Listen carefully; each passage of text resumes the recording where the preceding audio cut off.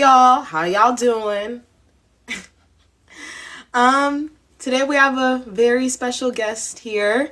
Robert People will be joining us here shortly to talk more about his campaign, talk more about the issues, and just, dive a little bit deeper into, why he's running for Florida's 15th congressional district.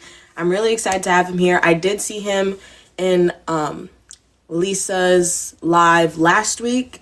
And so I didn't get to catch all of it, but I did watch some of it. And a lot of his answers were really sufficient. And, I'm just excited to talk to him more. So I know it's just short and Robert here, but we'll see if we can get more people in. Otherwise, I'm ready whenever Robert is ready. So yeah, let's do the thing.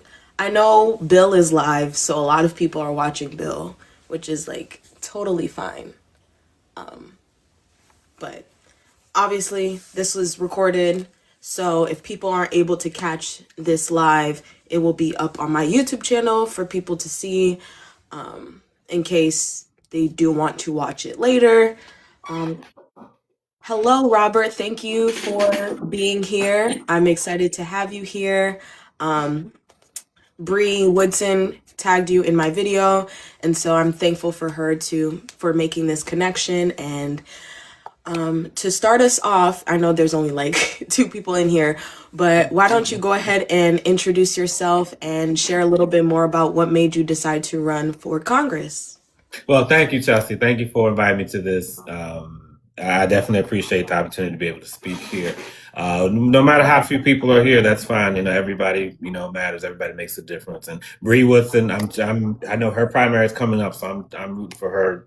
She's gonna hear me. She's gonna hear me and my wife yelling from here if she ends up winning Yes. her primary in a couple of weeks. So, and she's in Georgia, so we're down here in Florida. So, but I've been following her. She's outstanding. I got to meet her in Washington last year. So yeah, she's wonderful. I'm sorry. Do you have an echo there? Is that me?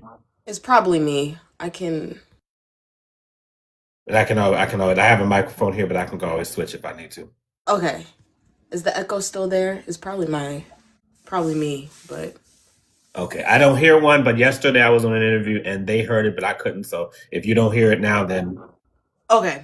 Sounds okay. good. Good. Okay. And okay, so for everyone here, I'm Robert People, running for Congress for District 15 in Florida. And I know a lot of us have heard of at least. Let me see. Okay, let me stop because I think I'm hearing the echo here. Let me try this. Okay, how is this? Oh, it sounded fine the way it was before. Okay, I thought I heard a little something in there. Okay, let me try again.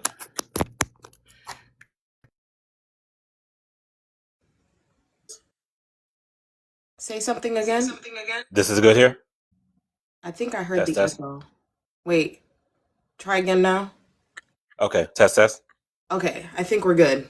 Okay, so yeah, the redistricting is a big issue now here. So the because it still has to go, they're going to sue. Obviously, the quite a few agencies are going to and organizations are going to sue the state because the state constitution says they're not supposed to do this. So, and the reason I'm going to this is because as of now, it still hasn't been validated by the Supreme Court, and then we want to see also what the results of these lawsuits end up being. So, as it stands now, before all this goes through, District 15 includes parts of Hillsborough County, Pasco County, and Polk County.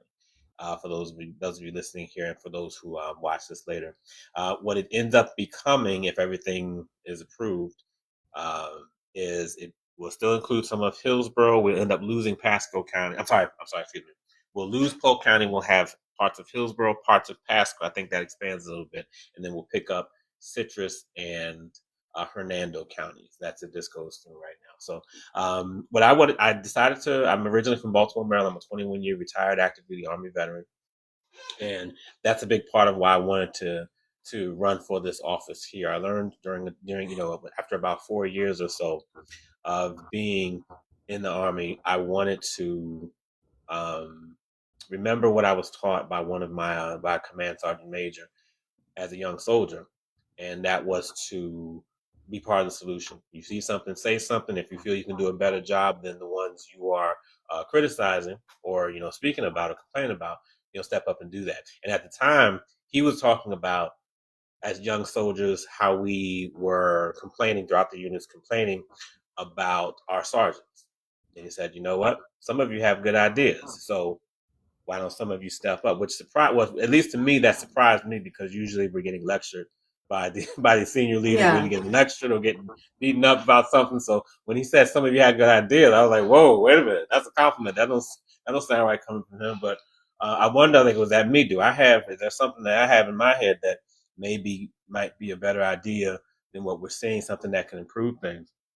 And over time, once we got to that's what kept me in. I was not planning to stay in for 21 years. I ended up doing that anyway because something else came up that made me say, you know what, let me give this another shot. Let me reenlist again. And the time really did go fast. But fast forwarding to this presidential election in 2024, that part came to mind again because when this happened, that's when I realized, you know what, I've been complaining about Congress enough over the past probably 15 years or so. So now it's time to remember what he said and say, okay, let me step up. Let me see, okay, my turn to see if I can do better than what we're seeing now, being as we've heard, being the change we want to see. So married, have two. We have two children. I'm sorry, my wife and I are both on our second marriages. All of our kids are grown, but I have two from my previous marriage. They're grown. She has three from her previous marriage. They're grown too. So right now it's just us and me getting on her nerves. So that's why I mentioned about happy that I'm in here, not bothering with her. But yeah, we are doing what is things picking up. Is busy, of course. Our primary is in August. If there ends up being well, right now there's two of us, and if we have a primary, it's August 18th. So and yes, short skirt, long jacket. She's a big supporter of us. She knows both of us. And Nellie, yep, that's her name, Nellie, my wife. Um, but that's a little bit to start with. Thank you. Hmm. Also, thank you for your service. I know being in the Thank you. military is not an easy feat. Did you serve during the Iraq Afghanistan war, or was it prior to, was your service before that? No, I served during 2003. That's when the Iraq War started, and I know shortly after that, maybe about a month or two after that began, that's when I went to Germany to a unit that was had already been there. So I joined in with that, and then I deployed a second time in 2005 with that same unit, and then Afghanistan came in 2014. Okay. So I was able to go. Those are the three times I deployed. Sounds good. Hmm. Why not stay on the theme of war? Okay. Um, so obviously we've been at war with Iran for about almost 3 months now, and pretty much just happened overnight. Like everyone Yep. was asleep, and we all woke up and we heard Hmm. that Israel and Iran were going at it with the U.S. backing Israel and Iran having little support Hmm. from their allies in the Middle East. Given that you have served in Iraq and Afghanistan, are you seeing any parallels between what's happening now in Iran to what happened in Iraq and Afghanistan? Well, right now there's not. It was a little bit more, or I should say, there was at least some sense of. To directly answer the question, I would say it's more. It's more. It was a little more clear back then, not so much now. Talking about Iraq specifically, but with this, I'm seeing we're not coming out, and this is what I'm mostly bothered by, especially having seen both. Is that we're not speaking about people talk about we put out the word genocide, referring to Israel and Gaza and so on, and uh, we're not seeing a lot of, let's say, I don't feel we're addressing it responsibly. And I think it was kind of similar back then too. It felt more like there was a direct sort of mission, even if we didn't agree with it. But at least it was explained, it was spoken more. Mhm. There was something there. At least that it seemed like there was somewhat of a of a goal. Now there doesn't seem to be one. And we were clear as far as when, whenever reporters speak to Pete Hegseth, to Donald Trump, specifically him too, it's not clear exactly what we're doing there. And even Marco Rubio, he looked like he was caught off guard when he was asked questions too.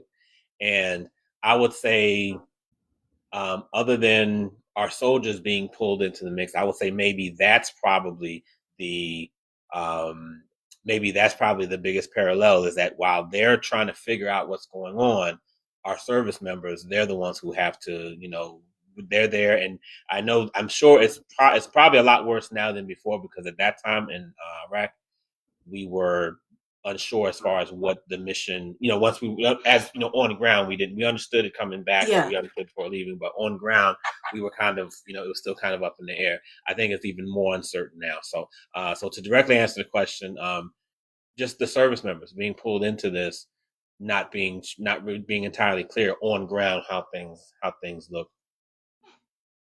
yeah, And I'm sorry, and not being able to explain on top of that to yeah, family members and loved ones, because yeah, there's so much that we're not allowed to speak to regarding operation security and so forth. But some basic things we should be able to say, and often they can't really even speak to that because they're not sure either. And we should have some idea of what our missions look like from one day to the next.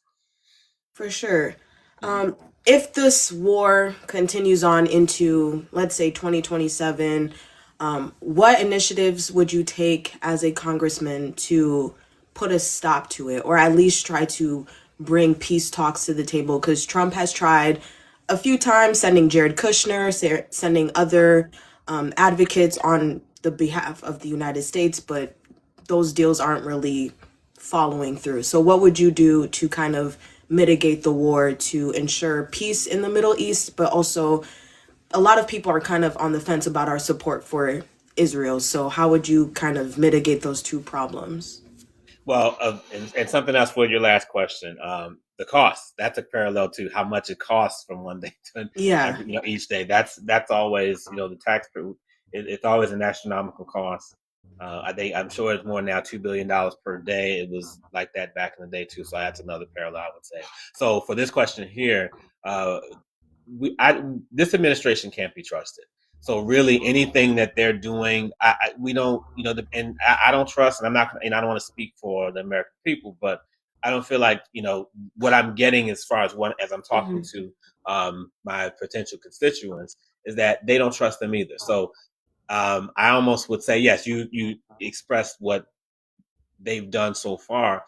I would almost not even regard that as any honest effort, because we don't even know what's being said behind closed doors. We don't know if this is an honest sort of if this is an honest diplomatic effort Hmm. to, you know, work our way toward peace, to stop this, to give our service members something better than just being there for a war they're not sure of. So what I would specifically do, we it starts with, we've gotten to this place. We didn't get here overnight, so it's going to take us more than overnight to get out of it. And I would say, removing this administration. That's one part. We got to get this administration out of there. You see, whenever somebody's causing issues and causing problems, they can't be. You got to remove them. We got to get people in place who can actually, who we have confidence who can do the job. And we don't have that now. That's what it would have to take. We would have to. This is one of the, I feel like, more rare instances where we have to dismantle and rebuild. And that's what I would advocate for, is getting them out of there, getting people in place who can actually, who can give the American people confidence, who can give our service members confidence, because morale is something we don't discuss very often. Soldier morale, I mean, I'm sorry, Hmm. service member morale, we don't talk about that, but that matters too, because you want your service members to have high morale so that they can do the mission and be entirely focused, not sitting there wondering what's going to happen from one day to the next. And I was the one on ground with the soldiers every day, and this is what we have to, and I always tried to convey as best as I could, because a lot of it I didn't know either, but and as best as I could, how we continue the mission, how we keep our morale, keep our heads up every day. So I would say that would be where I would start, is dismantling what we have here, And because there's so many people in this administration, in this cabinet, who have zero experience, who have no experience, have no business doing really anything. And that's where we got to start. It's going to be tough to go around that. And that's my point. To just skip and say, well, we're going to do something over here while they're still in place. To me, that's similar to like when we're kids. You stack blocks, somebody comes along, knocks them down. You can't just say, I'm just going to keep stacking blocks. You got to say, okay, we got to get this kid out of here to Yeah, stop knocking this down. And really, that's what it's going to take. And it's by design, Chelsea. It's by design. They meant to do it this way so that there's extra effort. So that now we're trying to fix this, but we got to go through the extra step of trying to get them out of there. There's going to be some growing pains behind it, but we have to do that so that way we have a more longer term solution where this is not something we can easily fall back into. With we don't really we don't end up back in this at the just we don't quick. I'm sorry. I think I'm trying to make that more. I'm trying to make that more complex than it is, but I'll try to explain it. But basically, yeah, we don't just fall back into it, because if we just change one thing and we don't have a longer term solution, that means someone else gets in office and they just flip the switch and we're just back to it. So that's my point, that we can get somewhere more long term. We don't end up back here. And then once we get the adults at the table, so to speak, then we can really get somewhere, get to a better place. for sure. I'm only 26, so I did not like, what's the word? I guess process or really Mm-hmm. understand the Iraq and Afghanistan war, but getting older, like seeing how it like dragged on into my early 20s, I was like, okay, guys, we've Mm-hmm. been at war for a while. Like, did we reach the objective? Like, why are we still here? And, seeing this war happening now, I'm like, okay, guys, I hope this doesn't turn into another Iraq Afghanistan situation, Mm-hmm. because now that's two wars that I'd be living through for no necessary reason at all, essentially. Yeah. Um, but let's talk a little bit more about your platform. I'm currently on your website. Thank you Mm-hmm. for having a website, because not that many candidates do. So it's great that you have a spot where we can access, information about the initiatives you want to push in Congress and what you essentially stand for. Mm-hmm. I'm going to read off your platform to the chat in case they aren't able to access your website for whatever reason. Your platform is access to clean energy services, ban congressional stock trading, Medicare for all, no APAC contributions, and no further arms to Israel. No child goes hungry. Women's health is not up for debate. Reform immigration system. Reversing the big ugly bill. Protecting Social Security and increasing teacher salaries. Of those three, or of those platforms, which are the top three that you would say are most important to not only your district, but the country as a whole? I would say starting with Medicare for all, because that's something we've talked about all the time. Of those, and I would say that's something we can do. We can easily do. We can more easily do than what's being conveyed, and we see the answer to that. The solution is taxing the rich, because that fixes a lot of the problems that will ultimately fix a lot of the problems that we have. Taxing them to pay their fair share, and that's where the question of, well, where's the money coming from? Well, we see where it's going, right? We see Mm-hmm. that $2 billion per day to this Iran war, and we just saw, I think it was yesterday or very recently. Now, Republicans are requesting, or they have in a bill, $1 billion for taxpayers, or from the taxpayers, to pay for this ballroom. Yep. So, again, we are, this is we see how the money, when they want the money, when they want to find some money, they can find it, right? So when it's time to now take care of our people, now it's, oh, now we're going to be cost conscious, and we have to be more aggressive. I feel like, to push back on that. Not simply say it as something cute as part of a campaign, but pledge to really say, this is what we're going to push for. This is what we're going to advocate for. Mm-hmm. And I tell those I speak with as I'm going throughout the district, I say, one thing I can do is promise that I will propose, because of course there's 435 other members of the House of Representatives, and unfortunately, after the proposal, then it's out of my hands. But I want you to know that that's what I'm always going to stand for. is make sure we push that, because there's no there's no excuse for why people have to choose between life and death because their medication costs too much. And Yeah. we know there's a lot of underhanded, slick stuff going on behind the scenes. And I don't want to speak in, and of course I don't have specific evidence at this moment, but people can, we talking to enough people, they can give us something. And I don't want to speak in generalities because I think that's how a lot of candidates try to win. They speak generally, to where it's similar to me as coming to the edge of the cliff and saying, okay, now that I've won, I can walk back and go somewhere else. It's like, no, we need to cross that line and say, this is what we say we're going to do. We need to be aggressive. We need to push hard on this and not let the conversation just die because we won our election or because we've gotten the support or votes that we needed. So I would say that would be one. Banning stock trading, and again, that's just of the list that I have on the website. Banning the stock trading, yeah, because that's gotten out of control too. And of course, they continue to build their portfolios, get all their money up while the American people are suffering, and that's something we've ignored for a long time as well.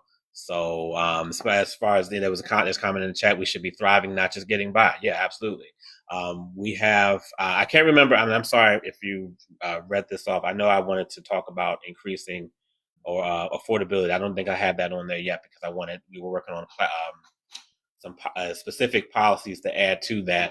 But I would say, of what you had, of what you said, I would say that's number 2. And then 3 would be, let me see here. From that, and again, these are just Yeah. if it's off the top of my head, because all of these are definitely important, something we have to address. Women's health, that's something else that we don't speak about much, and we're not aggressive toward making sure we don't, what's the word I want to say here, we're not, that's something else that we use as a talking point, but we don't really go anywhere with.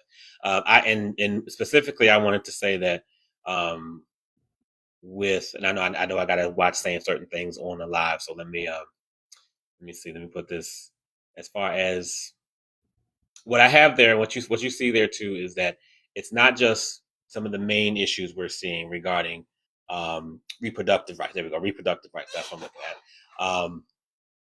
We don't. There was something I saw the other day where it was some type of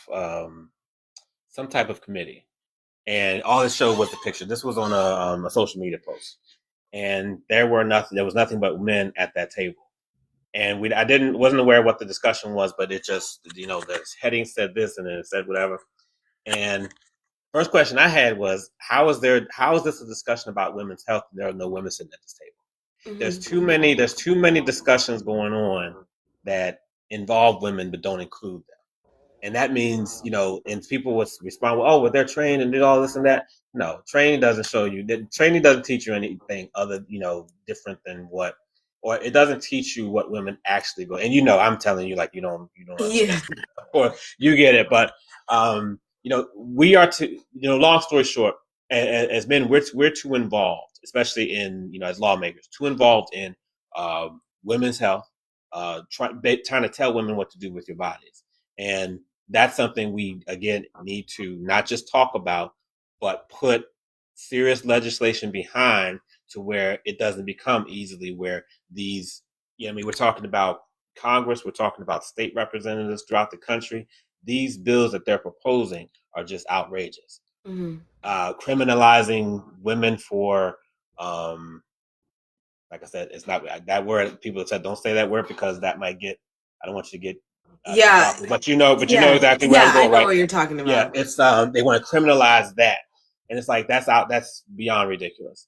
And I think someone in Tennessee, one of the state reps there, was that, and of course it's a whole lot more than just those issues. But I would say just those 3 there. That's where I would go with it. Mm-hmm. Thank you. Yes. Mm-hmm. Kind of keeping on the conversation of women's reproductive health, following the overturning of Roe versus Wade, Ron DeSantis overnight signed probably one of the strictest AB bills in the country, following Georgia with their 6-week ban. and obviously it's going to be a long fight to get Roe v. Wade codified back into federal law, but what would be the steps you would take to ensure that women's reproductive rights are protected, and not just, like you said, for ABs and other things of that nature, but just making sure that our concerns are heard, because Black women, our mortality rates when it comes to giving birth are high, and we're not heard in the hospital often. Yeah. There was a woman who is being sued by a hospital. She was on a Zoom call with a judge, and she was in the process of giving birth. So, Oh yes. yeah, essentially, what steps would you take to kind of make sure that women's reproductive health is protected overall, but also keeping in mind that Black women are suffering the most from these strict reproductive laws? To start with, to keep speaking of, to continue speaking about it, because again, this has to stay as in the forefront of the conversation. These agencies that we have, these committees, they need to include women. And we can't keep having men in charge of these things. Someone said in the chat, don't trust men. I don't blame you, because look at what we've done over the centuries of this country's history. So women need to be at the forefront of this. And you cannot say, no matter how, I mean, I can read out any book, no amount of, and this is what I say all the time. I say, you know what, I will trust my daughter around another woman if she's dealing with some type of issue, rather than a man who knows what has all this book training and all this and that. Because again, as men, we typically try to you know make it our own, and that's not Mhm. how we need to be doing this at all. We need to be stepping aside and letting you all do take care of, not take care of, but be in charge of your own bodies, your business, and so on.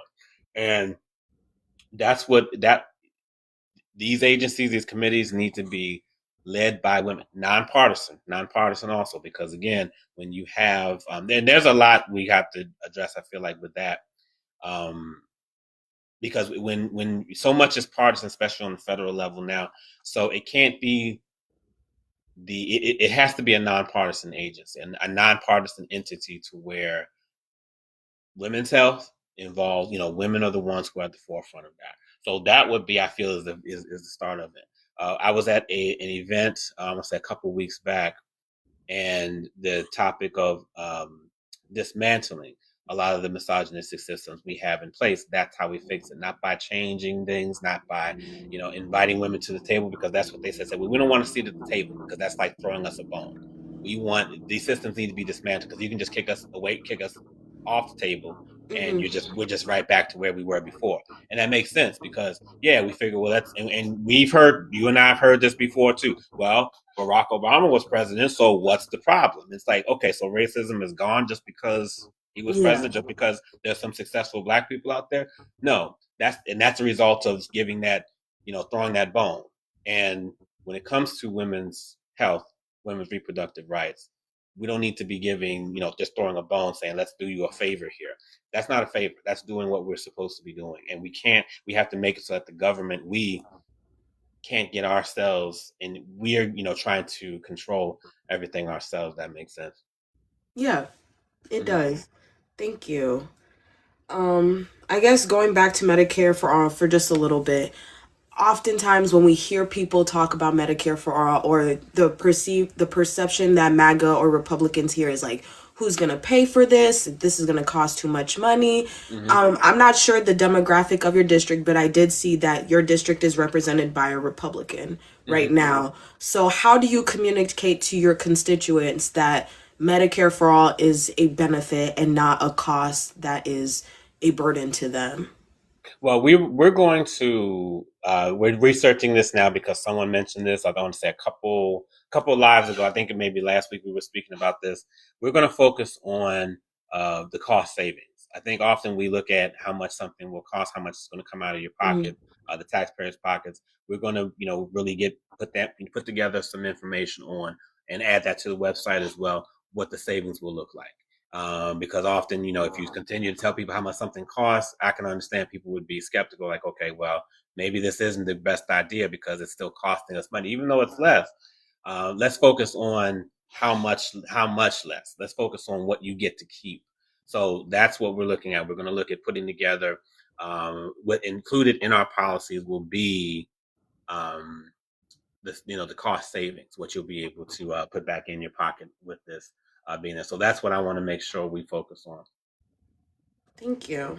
Mm-hmm. Talking a little bit more about the race for the 15th congressional district, Mm-hmm. there are two other Democrats running in the primary, and then you would be the third. What makes you stand out compared to those other two candidates? Okay, and I don't mind. I'll answer the question just as you asked, but and this just happened. This just happened as of I think yesterday or yesterday the day before. One went to another district because of the redistricting. Okay. So for her, it was a benefit to switch to because of course they moved everything around. So it was she felt it was a benefit to go to now District 12. So now it's me and another gentleman. So it's just two of us. What makes me stand out is that I'm the person who's on ground every day with the people, talking to the people. I'm not focusing on money. He's focused on money. His idea of thinking he's the better candidate is because he's raised more money than I have. When I go out and I talk to people about what what they need from a member of Congress, they never tell me somebody who can raise money on a campaign. They say they need somebody who's going to be present. They need somebody who's going to be an actual representative of the people, someone who's there for them, someone who shows up. I show up. I'm there, and people see me all over the place. And this is a big district, but I feel like that's really the bare basics of the job is to be present. So I'm not, that's not a brag, but it's like we should be there. That's the very least people need Mhm. from us is to at least feel like, hey, they can reach out and touch us. Oh, he's here. Oh, he's spoken to them. There's so many people who have thanked me for talking to them, thanked me for standing there listening to them. And it's like that shows where the bar has dropped, how far it's dropped to where people are thanking me for talking to them when that's my entire job is to be a representative, not hide out somewhere raising money or going, deciding I'm not going to come to an event if there's not enough people there or if I can't raise a bunch of money. That's what differentiates me from my opponent now, because we have to be present. Raising money, hell, Donald Trump can raise money. That means nothing. People want you. People need you to be present, and money doesn't vote anyway. Money doesn't Mhm. vote. So we need to give respect. I show respect to the people who are going to help put me in office. Our volunteers, our constituents. I work for them. I don't work for these corporations. I don't work for these super PACs. I don't work for anybody but the people who will go to those polls and hopefully check my name off. So that's what differentiates me from now my opponent. Okay. Laurel Lee is obviously the U.S. representative for District 15. I Hmm. don't live in that district. So, share a little bit more about her, I guess, impact or lack thereof on the district, her being a good representative for the district, and what makes you stand out to her, obviously, besides being a Democrat. Well, along with, and I won't put everybody through that again. A lot of what I said previously fits here too because she's also not present, but also she is basically a rubber stamp for this administration. We don't hear from her very much, and that's I think by design because she can hang under the radar a little bit. She's not as extreme as let's say the Lauren Boeberts or the Nancy Maces of Congress, but she still, she may put up a post here or there where she's supporting whatever the president and this administration is doing. She was someone who voted to gut FEMA, which is, I mean, down here that's just that's outrageous Yeah. for this area and this region. But again, that's what separates me from her is I know who I work for. We don't work for the president of the United States. We don't work for an administration. Also, she's someone who at one point worked for. She's a lawyer. She was a judge here. She was a lawyer. She worked for Ron DeSantis, the governor. And it's if she's not rubber stamping the administration, she's rubber stamping the governor and his nonsense that he's getting into. So that has to go. We definitely have to get rid of that. She takes money from who knows everybody. I mean, she's up to I think close to $2 million now as far as what she's raised.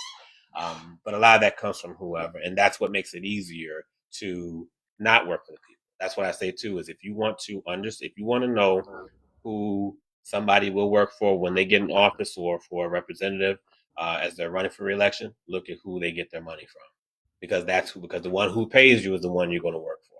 Hmm. So that's how we're different. Yeah, I appreciate that. And kind of talking a little bit more about money and politics. Hmm. On your website, you mentioned you're not taking any APAC contributions Hmm. now, and I'm assuming into the future, should you get elected Right. into office. Right. Um, and I guess the thing that really sticks out to me is the no further arms to Israel. Considering we have been ingrained with this country for over 50 years at this point, what steps would you take? Because obviously, like I said, APAC is very ingrained into our political system. How would you get not only APAC out, but also limit our funding of arms and just general financial support to Israel because they have free healthcare because of us. They have free Hmm. education because of us. Yeah, Yeah. we can't seem to get this happening in stateside. So I would love to hear a little bit more about that. One thing I want to encourage, and this is, I feel like a message we have to do everything we can to get out. The representatives who are pushing or who are in support of APAC, who are taking APAC funds, who are supporting arms going to Israel and so on, we need to, as much as we can, uplift those who are running against them, because as long as the people who are still in place and things like this, so I greatly appreciate you, Chelsea, because this is what allows my voice to get out there, and hopefully someone else sees this and they say, oh, you know what, let me reach out to her, and then maybe I can, get some like Brie, like Bree Woodson. She tagged you said she tagged me in this. That's exactly it. We have to get the people in place who can really be able to do something, Yeah. because again, I can shout from the rooftops, but if there's still a Republican majority, then I'll have to keep coming back here and explain. And I will. I have no problem doing that, but I'll have to keep explaining. Yes, I voted to not do this, but because of how Congress is set up, they voted to go against it, and we're back at square one again. So we have to.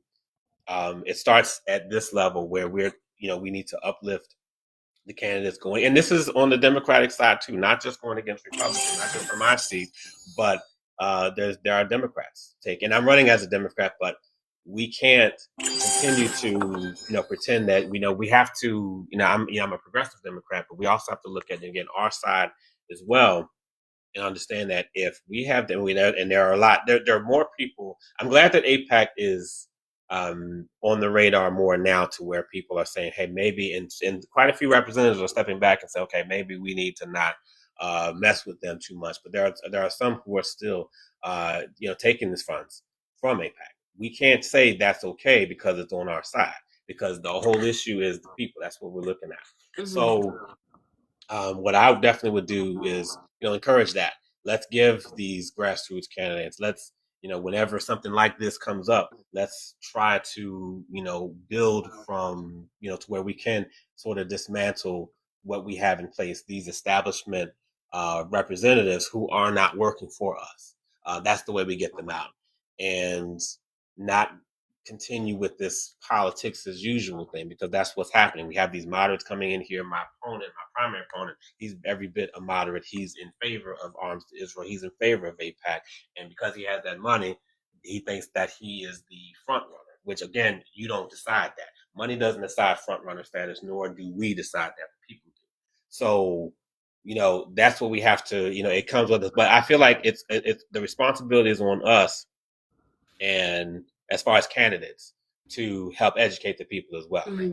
Because if I'm, as long as I'm, you understand everything I'm telling you, you understand what's going on, you've been doing this, you're speaking to a lot of candidates, and but there's others who they don't have that, they don't have the capacity. They have just enough to get, they have life going on. They have their own issues. They don't have time to come here and sit for an hour, 2 hours to look and research this and that. So I feel like, let me try to, whenever I can, let me give some, throw some education out there so people can, kind of helps them out as they're sitting, sitting down to dinner, or they're cooking and they're scrolling. They can, come across my video that says, oh, this is the difference between a primary election and the general election. Well, this is the dates of this. These are the dates of this. This is what's happening here. Whenever I can try to do that, it takes us to add to that. So to start, so to answer that question, I feel like we have to come back to this level rather than say, hey, let's keep everything looking the same, but expecting a different result. No, people have to go, unfortunately. They have to go, and there needs to be more people, more grassroots, more working class people in Congress. Because Mm, those are the ones who really understand what the everyday person is going through, not someone who has millions of dollars with all the stock trading and everything else happening. Those folks are not there for us. yeah. There was a candidate in New York's 8th congressional district, Vance Bostic, who was running Yes, against Hakeem Jeffries. I know Vance. Unfortunately, he did not make it to the ballot because he did not get enough signatures.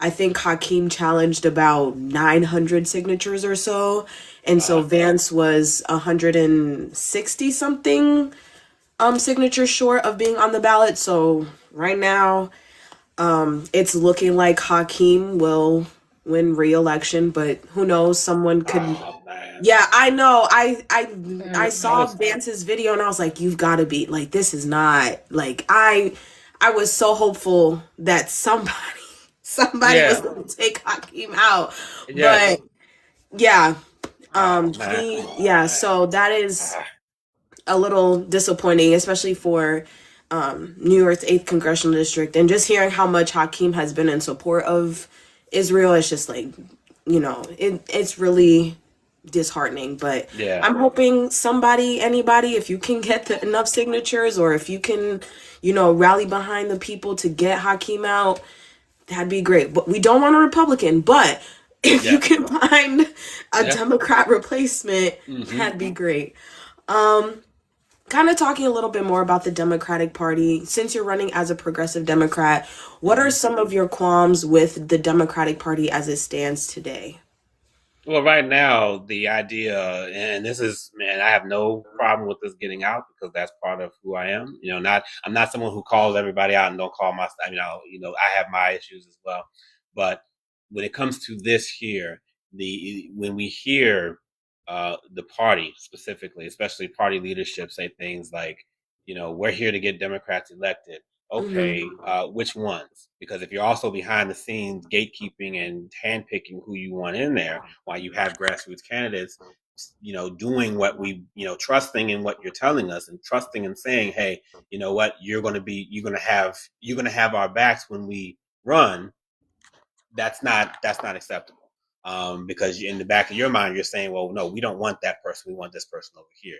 This gatekeeping, I'll scream that one from the rooftops because I'm sick of that part of it, where you know there's this behind the scenes, this back to this control of how whatever is going to how these fields are supposed to look. And it's like, no, the people are not deciding this. We can't talk about we care about the Constitution, we want to protect the Constitution, defend the Constitution, but you're going behind everyone's back and saying, okay, well, we're going to handpick people to be in these races. Of course, you're going to back them up. You're going to give them more money, which is my opponent as well. And because he doesn't even live anywhere near really this district. Oh, wow. And yeah, that's another thing. And outside the district, yeah, you're allowed to be outside as long as you're in the district when you're elected. But we're talking about maybe two districts over. We're talking about close to, and this is again near Tampa. We're talking close to Orlando, and that's what we have to go against. So it's not that the people aren't getting an honest chance. The people aren't the ones deciding. And that's a huge pet peeve of mine because that's what we're getting. You're getting in front of people and telling them this about how much their vote matters and how much all this. But behind the scenes, you're kind of handpicking. You're kind of stacking the deck. So people are confused as to why. Well, we like this person, so why did this other person win? Especially when we barely heard from this one. So all this gatekeeping, I would say to sum all that up, I would say the gatekeeping that they do is unacceptable. I'll tell any one of them to their faces because that's not what we're conveying. That's not, we're stuck in this situation now because there's too much of that going on. And it should be everyday working class people. I've never told anybody, I've never even imagined telling anybody, who said, hey, I'm thinking about running. My response is always going to be do it because that's who it's for. It's for everyday people. Your life doesn't have to be together. You don't have to be able to raise millions of dollars before you're allowed to run. The requirements in the Constitution are age requirements, residency requirements, and citizenship. That's why it's like that, because it was intended for everyday people. But somehow, of course, over the years, we've gotten to where we there's this look. We got to, if that look is there, that's when we believe in the person.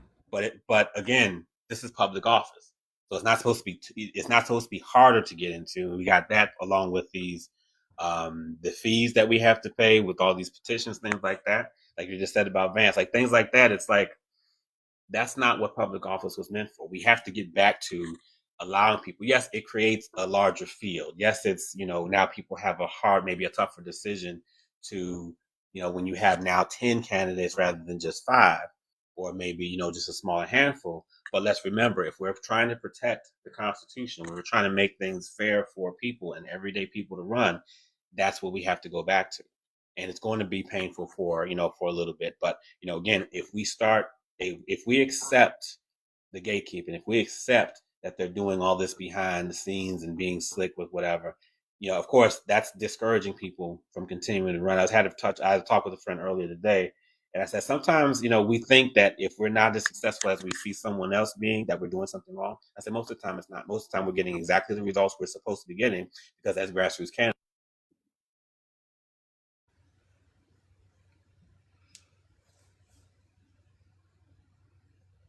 Can you hear me?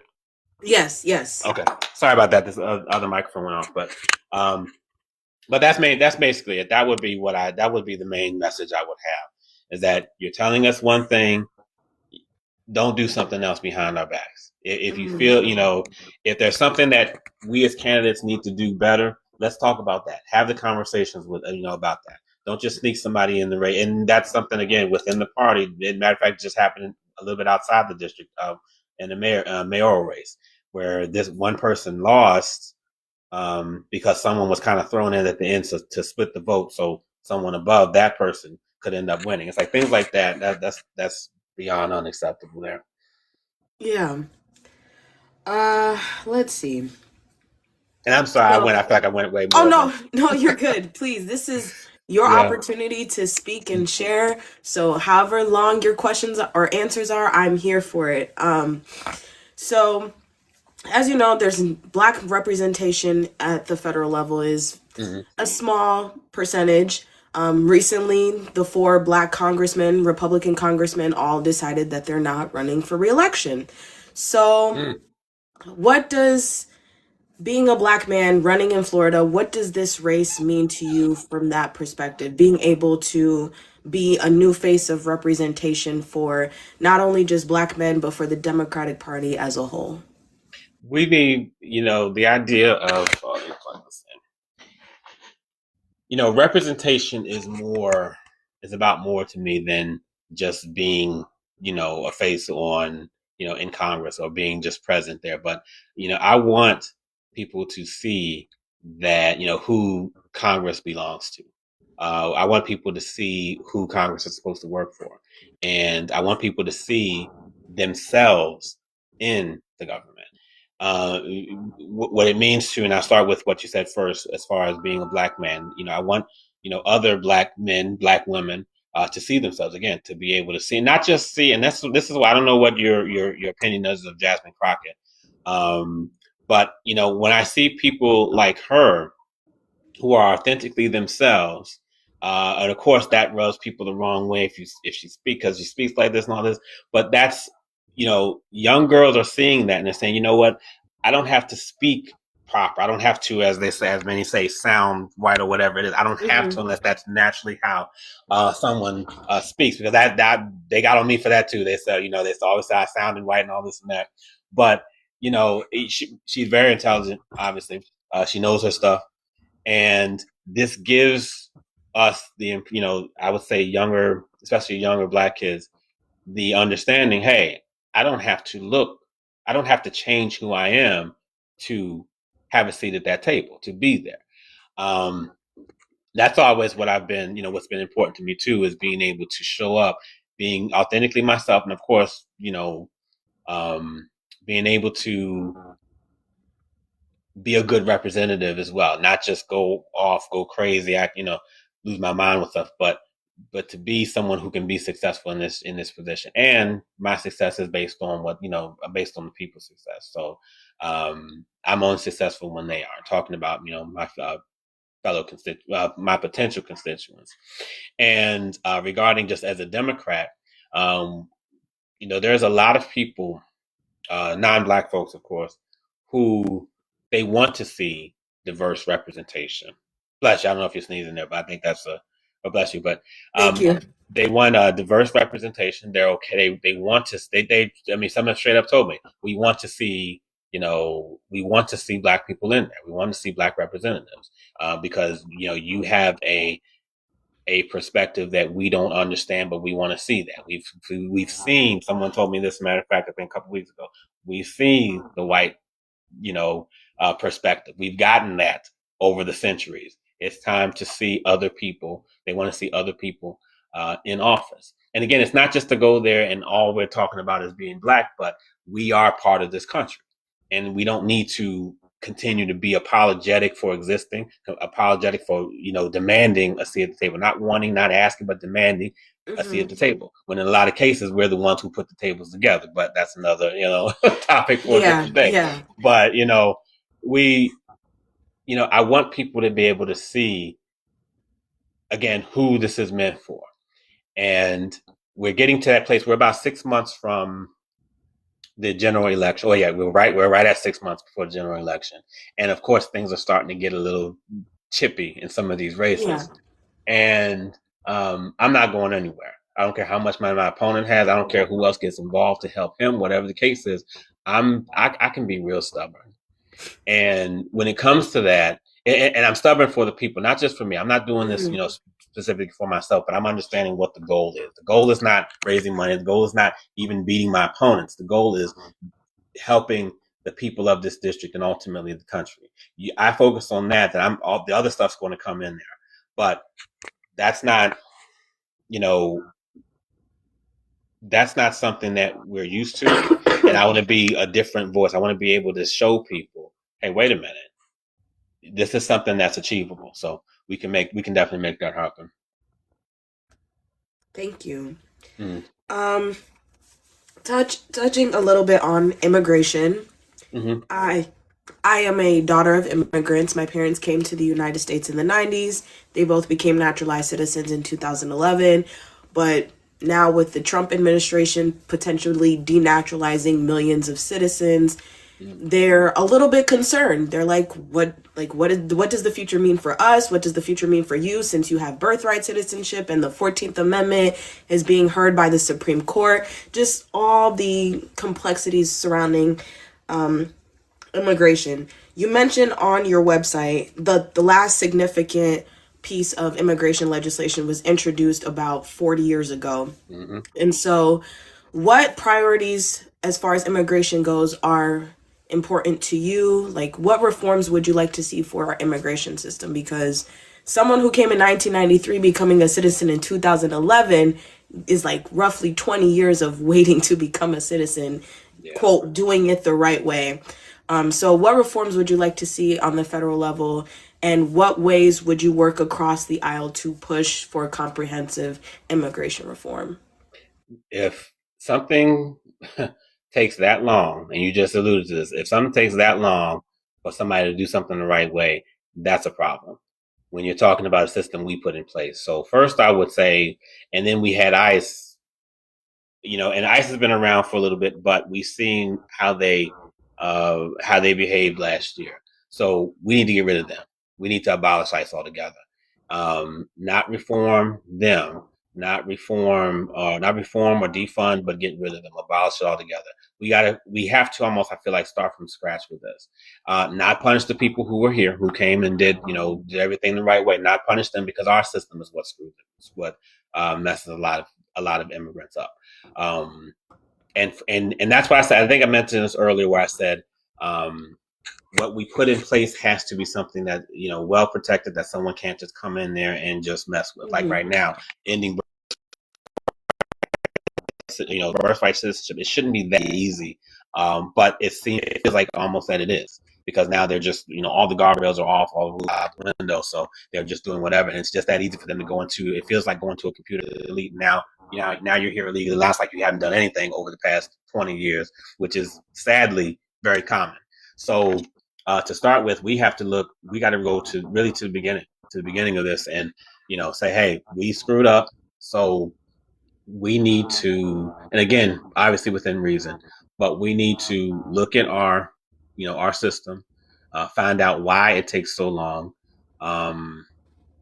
and really, there's so much. I know there's so many nuances to this that we have to address, but I think, yeah, the start of it would be, we don't want open borders. We're not encouraging or advocating for open borders, but we want to make sure, to start with, as far as reforming that's what we've had for the last 40 years, going back and starting over there. Now, as far as reaching across the aisle, when it comes to that, we know there's a number of representatives on the other side of the aisle who are just as crass about immigrants as this administration is. I want to be clear with everyone that I'm not going to reach across the aisle to people like that. They're trying to cause harm. They're trying to bully. They're trying to. This is, I mean, in a lot of cases, well, just about every case, straight racism. I'm not trying to work and get along with people who are in that boat. I'm fighting those individuals, because we can't continue to. I say I'm not someone who gets along just to get along. When you are bullying and advocating the bullying of people, my neighbors, my friends, people on the street, we've all seen the stuff that's happened. Mm-hmm. When if you're advocating that, I don't have anything to say to you. I'm fighting you.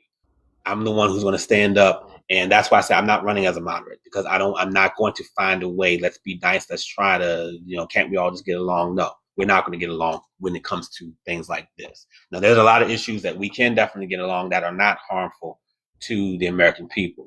This is clearly not one of them. So the effort to reach across the aisle, and of course, there's 435 of us. So everybody, obviously, every Republican is not to that extreme, but we need to I think what it will take is finding out where everyone is, because everyone's not to that extreme. A lot of people are voting certain ways, or they express what they do about immigrants, undocumented, because they're following the administration, because they've gotten to where, hey, this job has become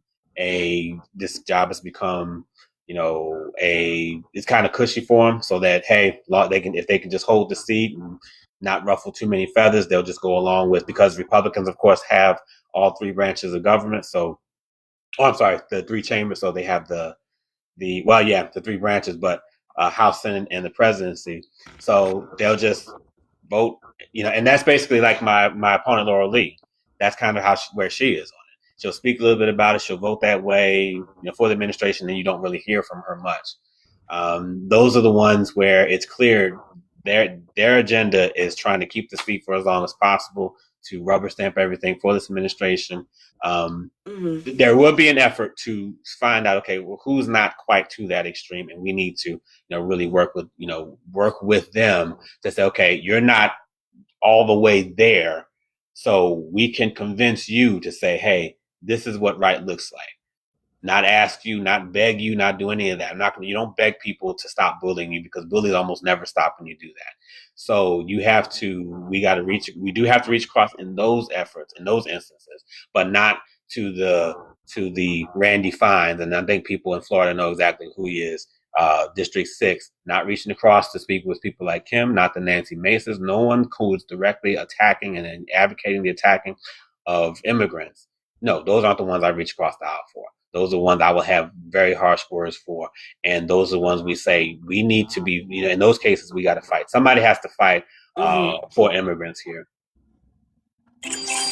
Yeah, Florida has a pretty large immigrant population. I'm not sure what the demographic of your district is, but is it a large immigrant population in your district, or is it fairly white? It is. And then we just changed. So I would say it's a relatively large immigrant population. It's majority white still, but I think the number I just did a video on this not too long ago. I think it's something like maybe 40%. I think that's where we are with it.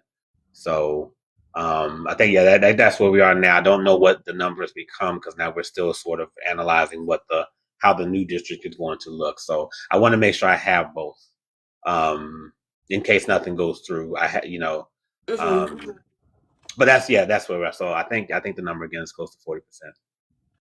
Okay. Um, the big beautiful bill. Well, I guess you Mm. call it the big ugly bill on your website.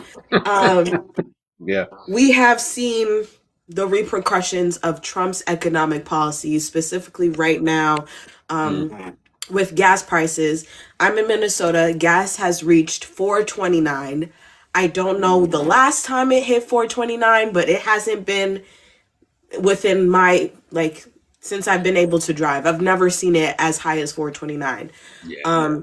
We have affordability costs. People can barely afford groceries, and Trump's kicking people off of SNAP, and people can't afford healthcare, but he's kicking people off of Medicaid. People can barely afford housing, and now Section 8 and different programs that would help people obtain housing are getting thrown out the window. You talk about reversing the big ugly bill. What's, I guess, which priorities within the big ugly bill are important to you, given the fact that as the war continues on, gas is just going to continue to go up? Spirit Airlines went bankrupt. Hmm. People aren't being able to afford travel at this point. So, what, I guess, yeah, which elements of affordability would you target in reversing the big beautiful bill? Well, a lot of what you mentioned, yeah, the Medicare or Medicare, SNAP, undoing that because this is what a lot of people need to live. This is what they are, and we know this. This is, people absolutely need this. This is vital for them. When it comes to affordability in general, we need to put more emphasis on increasing salaries because we talk a lot about costs going down, but we don't, that dominates the conversation and raising the federal minimum wage that continues to get pushed to the back burner. And that was proposed, I believe, in 2023, and it just hasn't gone anywhere really yet. And it has not changed since 2009.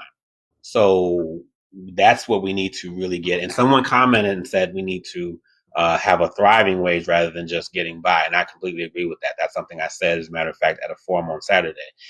Not just a living wage, because again, they can still get around it. Because if it's a living wage, but then they continue to find an excuse to raise prices everywhere else, it's not really a living wage anymore. But something to thrive. And someone came up with the numbers. One union representative came up with the numbers and said that they estimated something like I think $23 an hour for Tampa as a quote living wage to start with, and of course we have to do it incrementally.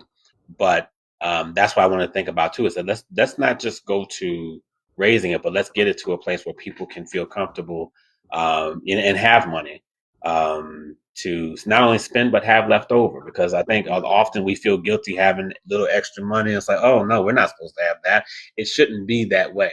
It shouldn't be to where people feel guilty about having a little bit left over. You're not making quote too much, but with gas prices, grocery prices, and so forth, getting people getting kicked off SNAP.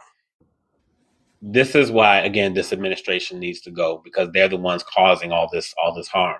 And if we take the House back, we take the Senate back. Hopefully, the first priority has to be to get them out of there. And then once they're out of there, then and it doesn't mean we only work at this if the administration's out. We keep fighting even if they're still in there for whatever reason. But we got to focus on increasing salaries. And on top of that, too, because the response that we get back from that is often, well, if we raise salaries, if we increase salaries, then they can just raise costs. They're not going to raise, these CEOs and these companies are not going to raise costs that much because because these places are still competing with other businesses, with other corporations. So they're going to use that as an excuse to raise their costs or Mm-hmm. raise their prices. But if others are saying, hey, we're going to dip just a little bit under that, now we've gone back to, okay, well, they're going to dip under, well, we need to compete with them, so we're going to kind of dip under that, and it'll eventually come back down to something somewhat, I think, manageable that offsets and that offsets to the benefit of the people as far as their salaries coming up. So basically, so if that makes sense. So as the salaries are going up, they're going to raise costs like this. As they slowly kind of bring it down, the salaries are going up with it. So at some point, it'll kind of even out a little bit better than just what it starts at. But I would say because they want to still get over, we can kind of expect that they're going to raise some of these costs, but it's not going to. I can't anticipate it being long because I also want to keep their businesses going too. And if people can't afford to purchase their products, then they're not going to have a business for very long. So that's where I'm on that. Thank you. Just a quick thank you to one of my viewers, Block Daddy. Thank you for the $25. Heart hands. Thank you so much. Excuse me. I'm dealing with, I don't know if it's a cold or allergies or at this point. It's something. Yeah. I do want to talk a little bit about the breaking story of the hantavirus. Yeah. I don't know how familiar you are with it or if you've been keeping up with that. But for those of you in the chat who aren't familiar, there was a hantavirus outbreak on a cruise ship, and the cruise wanted to dock in Spain. Spain did not allow them to dock, so they're kind of, stranded at sea pretty much. However, today it was reported that someone in Sweden had contracted the hantavirus. So this would be the first documented case that we have heard of recently of the hantavirus being transmitted human to human. Typically, it is transmitted through rodent urine, feces, or saliva, and a human contracts it through inhaling the aerosols from that excrement. And so there was a video that I saw that said, if this virus comes into the United States, we are not prepared to handle it, as given Donald Trump got rid of the pandemic response team, and obviously that impacted COVID-19 and such. But I guess my question for you is, what would be the response on the federal level to ensure that we don't have another COVID-19, or to ensure that when, viruses break out in this manner, we as a country are well prepared and well protected to handle it, given, again, who's in charge of HHS? We have Robert F. Kennedy Jr., the man who does not believe in vaccines. So it's just like, how would you handle the hantavirus should it come into the United States? Should a case come into the United States?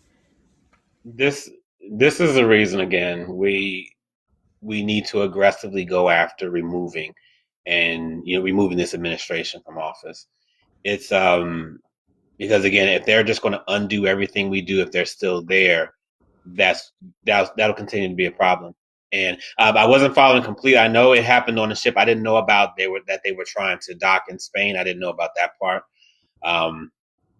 But it is, oh man, it's tough. It's tough. I'd like to just be able to give an easy answer, or all we do is this. Mm-hmm. But unfortunately, where we're sitting right now, and especially with who's in charge, it's a terrible situation. If somehow we can hold it until we're there, and let me not do that. Let me not do hypothetical, because that's, that becomes tough, because of course we're dealing with it right now. So I don't want to say, well, if it's held off all the way until we're in office, it might not be. So what would be the solution there? If somehow, if we're still dealing with it by the time this the Congress changes to the new Congress, then that will always be something. We bring back the pandemic response team. But again, we have to do this protecting them. I mean, this administration has really caused such problems to where we bring something back, they can just get rid of it now, and that's why Mhm. again we have to get rid of them. We have to get them out of there. And that's another thing. A comment here. It's really scary. Withdrew from the World Health Organization. That too. We left that. We have and thanks for that reminder too. There's also that and there's as well. So um, when someone's running around setting fires to everything, you have to get rid of the one running around setting fires, because then it almost feels like it feels like it's almost worthless to say, oh, we'll change, we'll do all this, we'll fix this, while that person's still running around setting fire to everything. So that's what we absolutely have to aggressively go after that, because I don't want to go. I definitely don't want to get in office and be an extension of what people are seeing now that they feel is not effective. Someone who's talking, someone who's doing videos and saying, oh, we're going to do all this and that, or talking about how terrible it is, but nothing's going on, because again, I feel like I'm failing everyone if I do that. Mm. Bare necessities, to answer your question, yes. Reported, I think either last night or this morning, the cruise ship is expected to dock in the Canary Islands of Spain. So, Oh, um, 3 people have been evacuated from the ship. I'm assuming they must have did like an air, oh my gosh, what's the name of it? like An airlifted. airlift.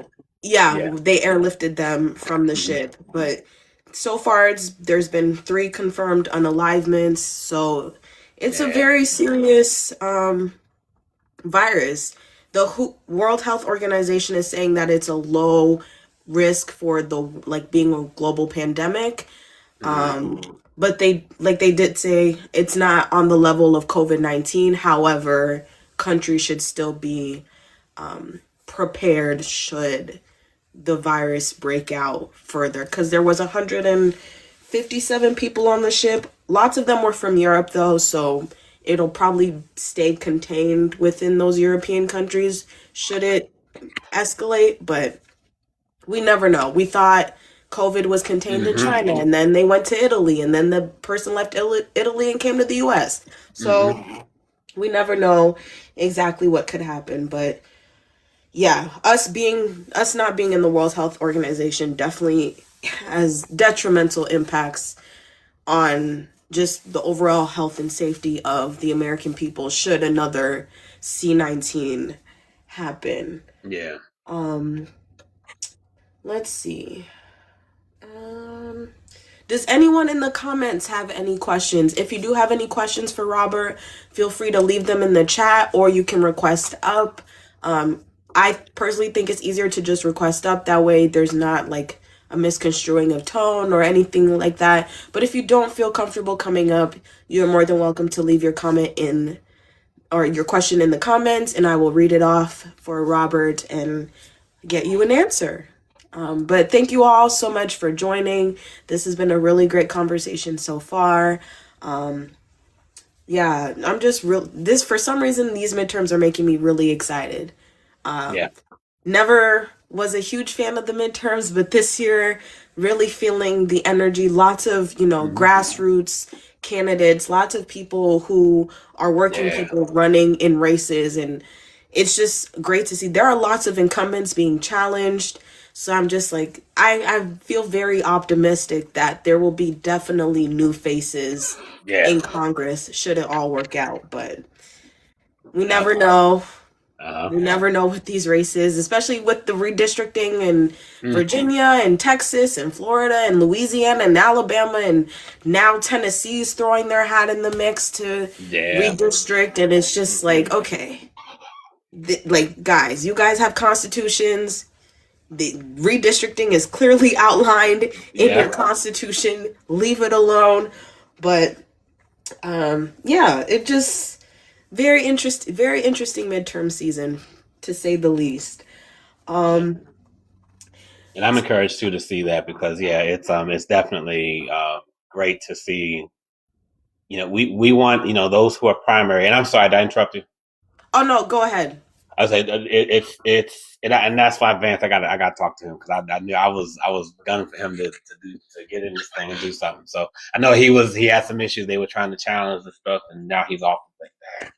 But anyway, yeah, it's those who are not doing their job need to feel that someone's coming for them and not be able to just coast and say, well, I'm just going to continue, because now I feel like we see it. We're in a place where we see that wrong is happening, not only on the Republican side, but on our side as well, things we're not pleased with. And it's kind of like, hey, who's gonna get me out of, who's gonna take me Mm-hmm. out? And you should be. I said this the other day. Members of Congress should feel exactly like we do at our jobs, where we feel like there's certain things we do that we're either not going to do, or if we do this, we know we're going to be fired. And they don't feel that right now. So I feel like that's where that's why I'm glad to see these progressive candidates get in here, and to, these progressive grassroots candidates, and hopefully we see it in these election results. Even if somebody's not taken out, hopefully there's enough dust kicked up to where it's like, oh, wait a minute, maybe I need to start acting right. Something to where, they feel that, hey, my job might be in jeopardy if I don't get it together.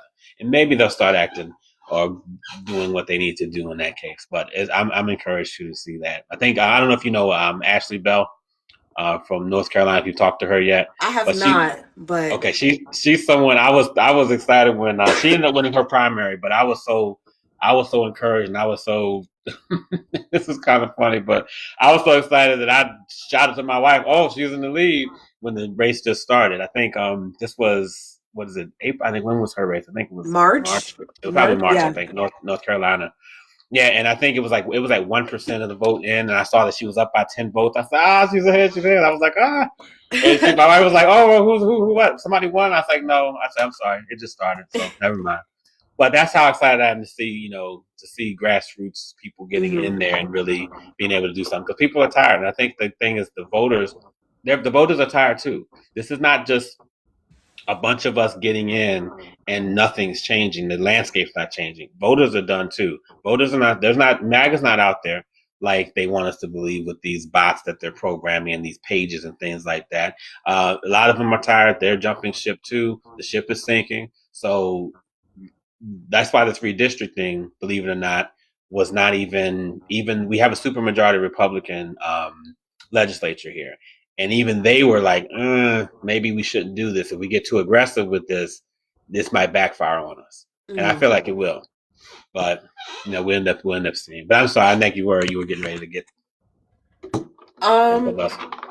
yeah, I do want to talk a little bit about Social Security.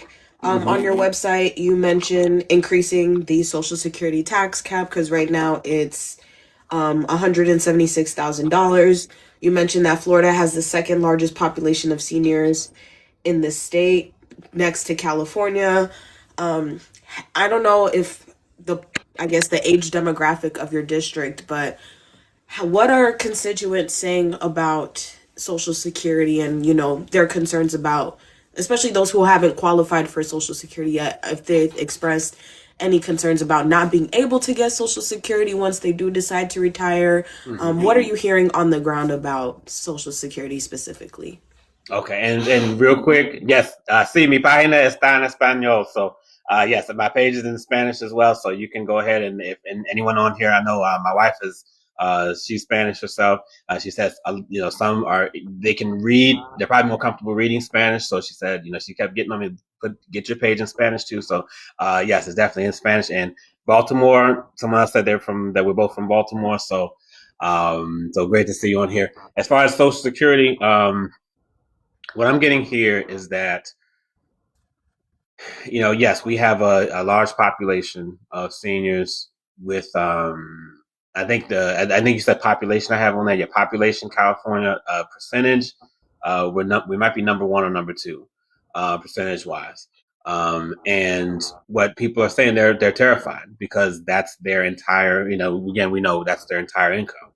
Um, and everyone was not. And people typically think, well, this is Florida. They shouldn't, people move there to retire. This shouldn't be a problem down there. Well, remember, Florida wasn't always this way as far as housing costs, insurance costs, affordability, and things like that. So people are moving here expecting that they can retire comfortably, that they can relax, that they won't have to worry about this stuff. And now we've seen the changes over the past year, and people have quickly. I mean, this has accelerated so much and so fast that people are having to move out, and that they came here within the year expecting to be able to enjoy themselves, and they're already having to move out because of how quickly things are going. So when I'm getting here, people are terrified, and I also emphasize too that we talked about it a lot early last year. We were talking about it all the time. We stopped, but the issue has not fixed itself at all. Nothing has improved with it. The risk is still there, and that's what people are saying. They're saying, I'm afraid. I'm terrified that I'm going to lose.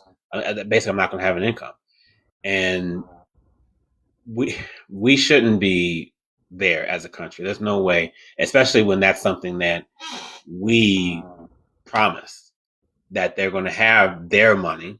This is not a benefit. This is money that they put into it. This is their money, and to answer that question, yeah, they're terrified. They're angry. And we want to be able, they want to be able, they want to protect it. They just want their money. This is, this is nothing for them to ask. This money belongs to them. And I also, because we don't have obviously only seniors here, I also go to, some of the, younger crowd, or those who are not, who still have, like me, maybe 20 more years before getting to Social Security, and say, remember, this is affecting you also. You might not need it tomorrow, but if it's not going to be here for them, guess what? When it's time for you to retire, when it's time for us to retire, it's not going to be there for us either. So we definitely don't want to dismiss this as a senior citizen issue, because you look at your paycheck, Social Security is coming out of ours too. And basically it's being just thrown out because of it's being spent however they want to spend it. And this is something that we all have to deal with. So, but that's been the main consensus. Just afraid, tired. I even came to across one person a while back who it was so tired where they just said, you know what, it's good that I'm this age, because it's good that I'm not going to be around long enough to see how terrible this can get.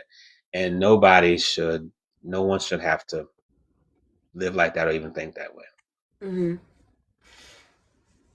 For sure. My dad is 72, and I've been asking him to retire for the last 7 years, and he just won't budge. He was supposed to retire in April, and now he's still working. So, I mean, he's collecting some Social Security, but there's definitely that fear of like, yeah, will I be able to continue to collect Social Security in the future? So that's a good point too. That's a good point too. Yeah, that seniors are feeling they can't afford to stop working. They have to keep. Yep, they have to keep working. Yep, yeah. Hi, Mega. How are you doing? I don't know if that was an accident or if he had a question. Mega, can you hear me? I'm sorry, I dropped this. Oh, you're good. I think that might have been an accident. Mega, you can come back up if that wasn't an accident. Otherwise, feel free to leave your question in the comments.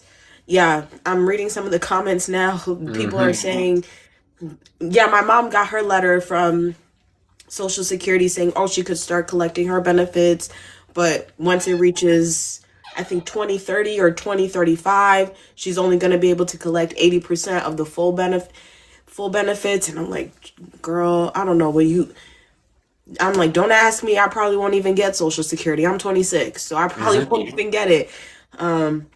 But definitely, like you said, we are paying into this. We should get what we're paying for. And I hope my generation is able to see Social Security, but they keep saying by 2035, Social Security won't be able to pay out benefits. So we can only hope by you getting in Congress and others getting into Congress that we can create some sort of revenue to help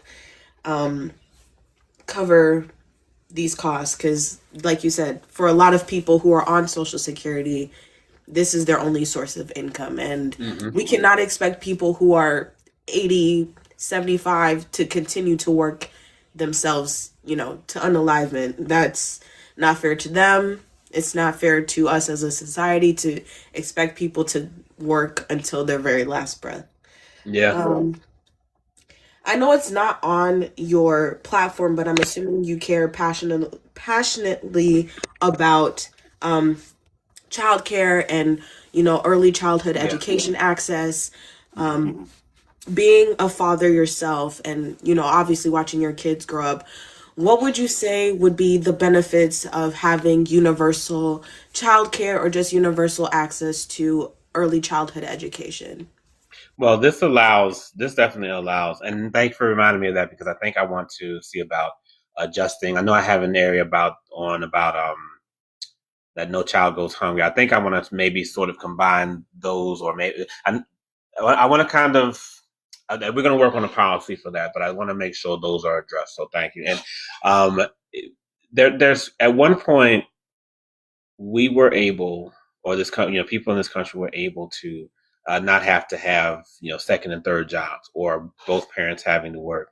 And right now, with if we're able to get this, then this is something less. This is one less thing that parents have to deal with. Especially we're talking about single parents, mostly single mothers, obviously, because a lot of responsibility has ended up, of course, or is expected to fall on single mothers to take care of all this as far as the Mhm. children go. So that helps alleviate some of that burden, really. And I say burden as meaning the costs that they may not Yeah. be able to afford and so forth. Not obviously not the children, but um, I want to we wanted, and I'm definitely I'm absolutely passionate about that because we want to. I think we came up with a number. I think I want to say 8% childcare. We're going to. I want to propose that childcare is no greater than 8% of someone's annual salary, and that way it doesn't just go. It's basically just not through the roof, and people are paying. I mean, goodness, almost. I mean, as much as rent in some cases Mm, for childcare, and it's like, whoa, that's a lot. And some people, can't afford. And this is just taking care um, of our children. And what we want to do too, along with that is of course, we want experienced childcare representatives taking care of the children as well. That's some of those costs. Because again, if we're doing that, if we're talking about raising costs, or not raising costs, but if we're talking about um, how we're going to pay for this, again, yes, the tax and the rich, that adds to it because that will fix so many problems that we have. That's where more money becomes available, and from that is how we pay these experienced childcare workers to make sure they have the best childcare possible. Not only that, because of course we're not going to just have anyone in there. We want to make sure that we have the right people taking care of our children, but also it again alleviates the burden off the parents. So that's where we would like to start. yeah, I've worked with kids for a good part of my career post college, and so I know how important it is for children to be brought up correctly. Like early access to childhood education is very, very important. Um, a question that I do have, particularly about, excuse me, disability rights. Um, Obviously, kind of tying into social services, again, cuts to SNAP, Medicare, Medicaid. Um, how would you advocate for the disability community, making sure that their voices are heard and their priorities and their concerns are addressed? Right now, listening to them because they're not being heard. And I've come across quite a few who feel like that. Again, we go back to the generic speak of we care about the disability community, the disabled community, and that's as far as it goes. For example, I think we need to come to the table with specific examples to say, okay, these are the issues that the disabled community are facing, and this is what we need to address. For example, there was one where someone, and this is from a video. I mean, we're learning a lot through social media. So I saw this on a video once where a person in a wheelchair was in a stairwell, and they were simulating or implying that okay, if there was a fire if they're not on the bottom floor, how do they get out of there as everyone's running up and down? As everyone's running down the stairs, because there's not a lot of these hotels and these other buildings. They don't have, basically not wheelchair access. Now, of course, most are supposed to, and I haven't looked to see what the specific rule is. I know, and this may have to do with the ADA, but they have to the floors have to be. Okay, I'm sorry. The rooms have to be for the disabled have to be on the bottom floor. I understand, but also when we're talking about apartment buildings and things like that, where there's not availability on the bottom floor, but they still need some place to live. What do we do about that? So I hadn't considered that because I assumed that there was always wheelchair access. There's not. So things like that, where again, if we and maybe let's forget about the hotel, because if for the hotel that makes it easier if they have to do that. But in apartment buildings where this person, that's the only space they can get is a second floor apartment, they can't just go somewhere else, especially if we're talking about cost as well. If that's the only place they can afford to get, but it should be better access. We don't have that when it comes to for a lot of. Matter of fact, our apartment building here doesn't have that. So I think that's something we need to, more access, better access. But I want to look more into the. Matter of fact, we had. Was it the ADA? I think it was the ADA that we have to look into to see what the requirements are, because it will. There's a lot that we don't address, and that's what we want to go to. And again, like I said, with specific examples, like with this, and say, okay, these are the areas. But it's about going out there and educating ourselves. And whenever I encounter someone who's disabled, I ask them, what do you feel like we're lacking right now? For sure. I do want to give us both a little break. We have been talking for an hour and a half. If anyone does want to come up and ask any questions, feel free to request up. I feel like I've asked a lot of questions. You do have a FAQ portion on your website, which is amazing, because I feel like a lot of people have questions, and so being able to have those frequently asked questions answered is great. You even have like a candidate petition on your website of like, this is the steps that this is what will help me get on the ballot. And I think it's great to see that as a voter, because a lot of times we just assume it's like, just get on the ballot. Like, how hard can it be? Yeah. And so you providing that breakdown is really, really helpful, not only just for me, but for those who live in your district and want to learn more about, running for Congress. Subu, we have not talked about it yet, but thank you for bringing it up. LGBTQ plus rights. Obviously, the Trump administration reinstated the transgender military ban. They have done bans to gender affirming care for minors, things of that nature. They're essentially rolling back a lot of the rights that LGBTQ plus people, specifically trans people, have fought for the last 40, 50 years. What is your stance on LGBTQ plus rights, and what would you do to protect that community? Well, get rid of all this, undo all this damage that they're causing. Again, getting them out of there so that we can make sure this is all undone. They're protected. The LGBTQ plus community is protected. Especially when I heard that it happened in the military, because that's the most. I mean, these are bigots. I mean, that's just calling them exactly what they are. These are the decisions that they're making. This is straight up bigotry. Of course, there was no sense of, not that this was a, not that there's a good reason to do this, to do all these rollbacks and so on, but there was nothing. It was just a matter of, hey, we're just going to do this, and that's it, basically, like bullies do. So we want to get rid of that. I'm definitely an advocate of the LGBTQ plus community.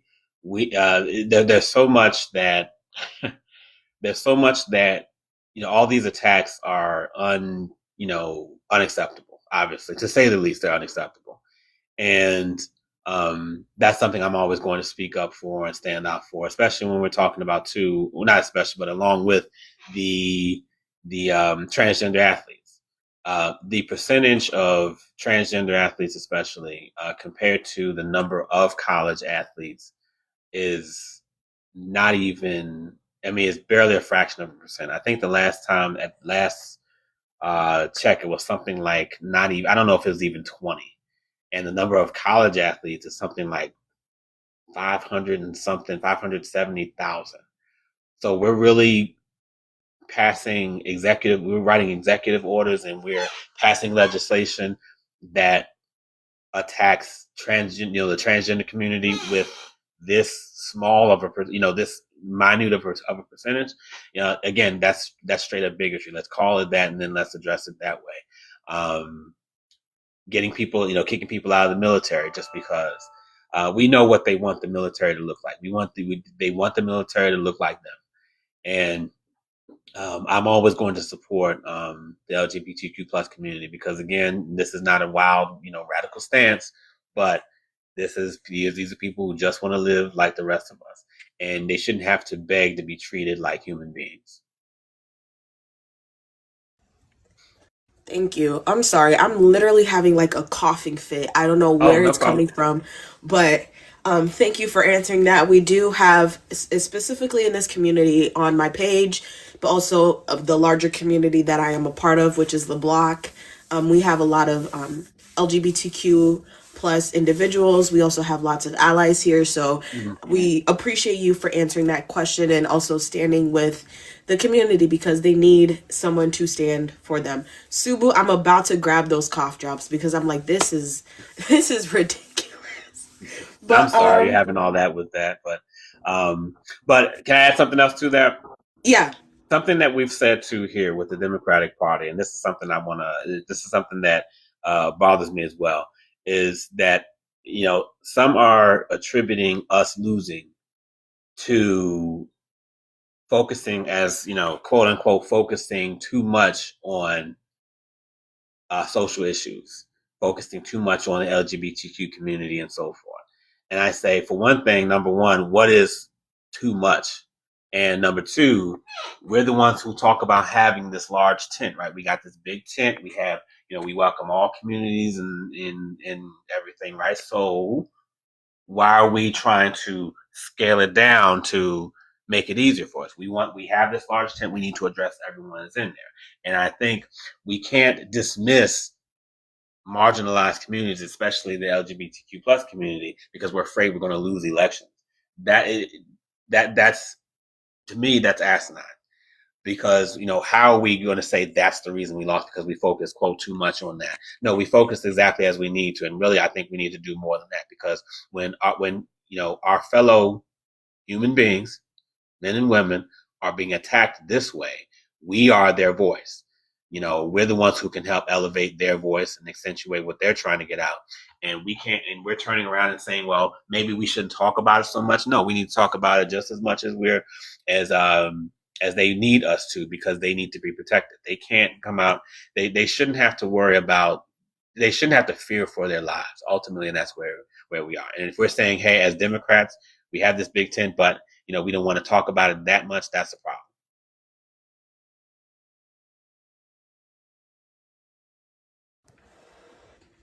Bare Necessities asked in the comments. I think she came in later in the live, but I know you touched on it a little bit earlier. Will redistricting impact your district specifically? Or well, not just your district specifically, but what impact would it have on you running? I know you touched on it at the beginning of the live, but for those who Yeah. have just joined in, what will the impact of that be?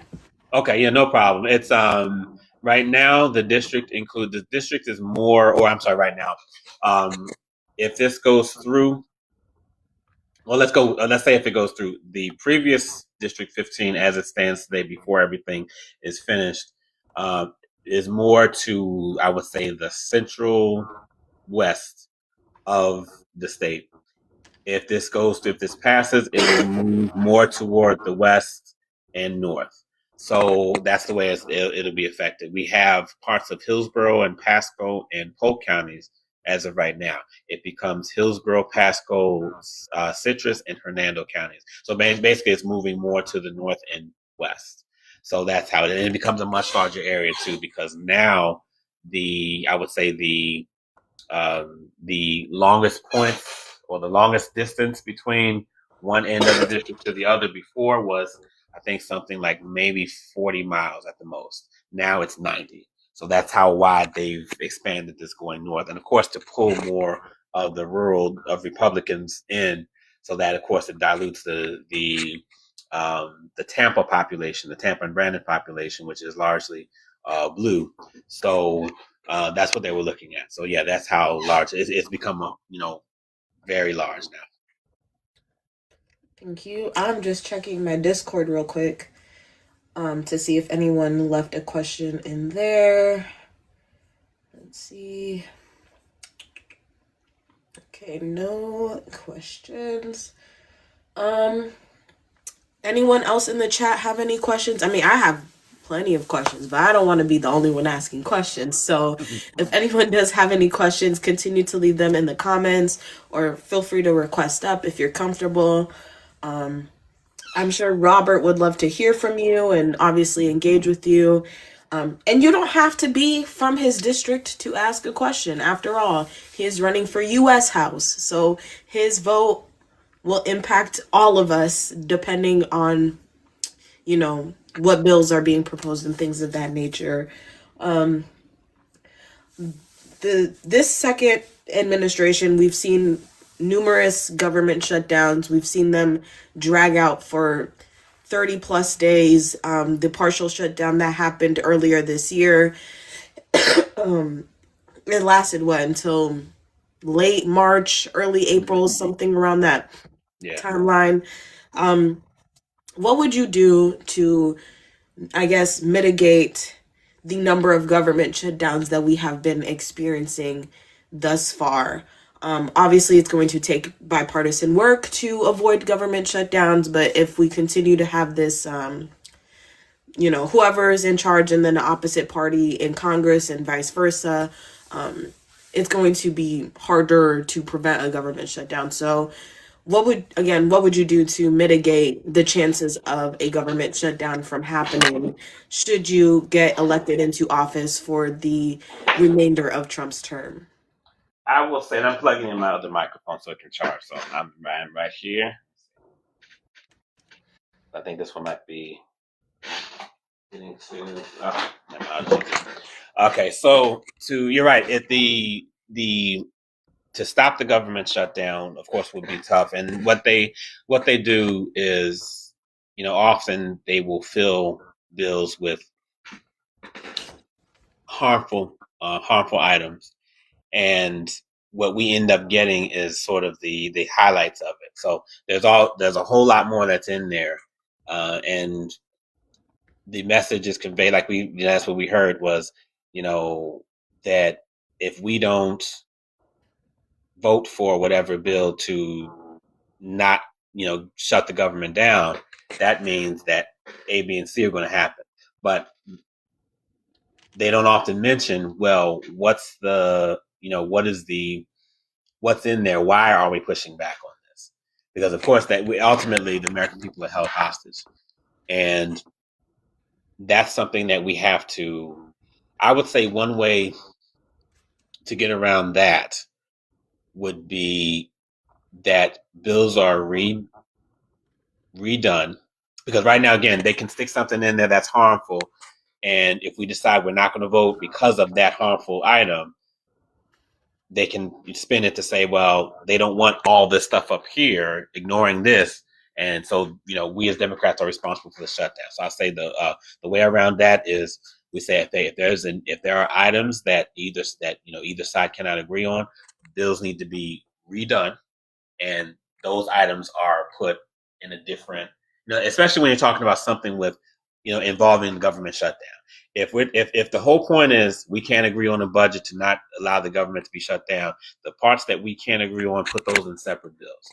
And that way we don't have to say, well, hey, this is the part that we can't get and the government needs to shut down until we figure it out. No, put that somewhere else and say, okay, the parts we can agree on, let's do this. We need to keep the budget, at least even if it's a temporary budget, we need to keep that part going rather than having everything rest on this, because that's how they get slick. That's how they decide to put extra stuff in there. And of course, we're going to push back because of what's there. And they're expecting people, they're wanting people, and Republicans I'm talking about, they want people to not, these bills are complex. They're tough to read sometimes. They're a lot to read. And we see that on quite a few instances, bills are being passed at 2 and 3 o'clock in the morning because they know people are asleep. They're not going to question too much of it. And, these are the things that we definitely need to stop. So that would be one solution I have, is to say, let's not hold the American people hostage by adding extra things to the bill. That really doesn't really affect anything as much as what the bill in general is specifying. Bare Necessities asked, how do you plan to appeal to the rural voters to persuade them to vote for Democrats? Well, for this, that's always a good question. We have to consider that because of how they redistricted. So we can't just pretend, hey, I'm just going to go and go after the Democrats and that's it, and expect everyone else to shift, because we'll definitely lose if we do it that way. But I would say to the rural voters, the answer will have to be: we know that a lot of them are tired. A lot of them are tired of seeing what's happening. They're not on Trump's side as they once were. Have a sense of, and I know this is tough for a lot of people, and I understand why it is, a sense of kind of welcoming to them, to say, okay, you know what? And my stance has always been this: if you understand where we are right now, you understand and you get it, that's good enough for me. You don't have that. I don't need an apology. I don't need all that as far as me, because there's, this is bigger than just, I need to feel good by you feeling bad enough about what happened. But there also needs to be an emphasis on there being a lot of more issues we agree on than what we don't. And we see what comes out in the news, of course. The emphasis on the emphasis on the things that the Democrats and Republicans don't agree on. But between one issue and another, there's stuff that gets passed that we don't need, that never even meets us, because it was something we agreed on. So I don't imagine that if I'm standing with a Republican at the gas pump, both of us are going to be against gas prices going down. Same thing for groceries. Same thing for salaries going up. People aren't going to object to that. So, and I think in most cases, we will not decide something based on that unless you're just really hardcore into it like that. So the way I would reach out, the way I would appeal to rural voters is to say, well, let me find out from you what are some issues that you're having from one day to the next. What's keeping you up at night? No, immigrants are not keeping you up at night. LGBTQ plus people, they're not keeping you up at night. You're not going through your day terrified to death of either of those communities or anything that we're hearing. What you're afraid of is, again, Social Security. That's something that's bipartisan. Or nonpartisan. I think I'm saying I'm using those interchange, but I think I'm saying it wrong. But Social Security, salaries going up, prices coming down. Those are the issues, as we call them, the quote kitchen table issues. But everybody's kitchen table looks different too. So the answer is to understand, hey, where are we specifically? Where are you specifically, as what will make your life better, and what would you expect from a member of Congress? And some of these issues, again, other than that, we're not getting off the media. Those aren't it. There's other things that you would like to see. You want to keep more money. You want to put more money in your pocket. You want to keep the money that you put in to into Social Security, things like that. So I would say that would be it. Appeal more to, not so much to the partisan side, but understand too and emphasize to them, I'm not here to get a kick out of seeing Republicans suffering. We're on different sides of this aisle here, but everybody's not hardcore MAGA. Everybody's not someone who, is the worst of what we see. Just like, and just like with anything, we expect the worst, or we think someone is the absolute worst that entire group has to offer, and then we say, okay, well, that applies to the entire group. No, it's not always that. So that would have to be it. There has to be a bit of an outreach on my part to say, we just want better. We just want better. I want better really for everybody. Just because we're different political parties doesn't mean I'm okay with your Social Security being taken away. That's not fair. That's not for me to decide that it should be taken away because of that. And that's a bad reason anyway. So I would never even think about doing that. But yeah, there has to be an extension. I don't mind reaching out to people. When I said earlier, I don't reach out to people who are bullies or intentionally, bless you, who are intentionally trying to hurt people. That doesn't apply, of course, to the ones who just happen to be on that side, because everybody's not, to that extreme. I've had people ask me that said, they've said, yeah, meeting people where they're at exactly. They have said, hey, I'm a conservative, but I like to hear, your platform. I like to hear what you have to say. And you can tell when that door is cracked, that means, okay, they'll sit down, they'll listen. That's, to me, again, that's good enough for me, because you're not going to dump all your, all the propaganda, all the MAGA nonsense. You're not going to dump all that. You're like, look, I need something different. But I also need you to convince me that it's better for me to go down this path, because just voting differently it's not just that. They're committing to say, I'm tired of this.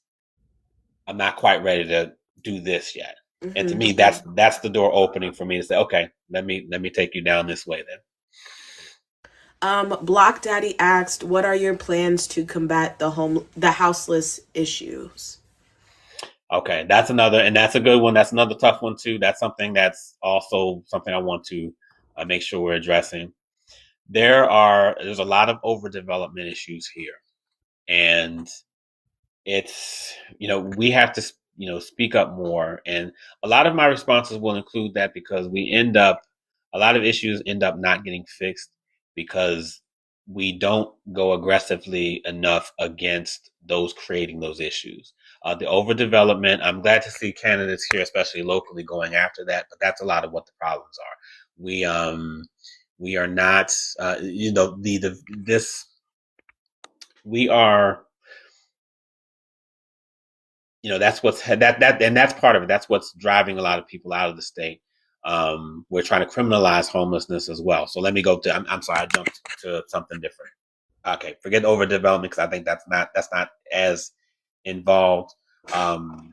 We can let's stop the criminalizing of houselessness. Let's stop that also. Let's get rid of what we have in the books as far as that goes. There are all kinds of programs we can, first of all, find out where the, get specific as far as, and I was trying to do this, I think, last month. Find out specifically where these areas are, where the homeless are able, where they typically, congregate, and find out if we can not if we can, because we should be able to. That's tough. And actually, you know what? That's a tough one too, because as far as shelters and things like that, some are not comfortable in shelters either. And we have to understand we have to make sure we dig. And I haven't done this yet, but I want to go to, find out what are the issues with these shelters.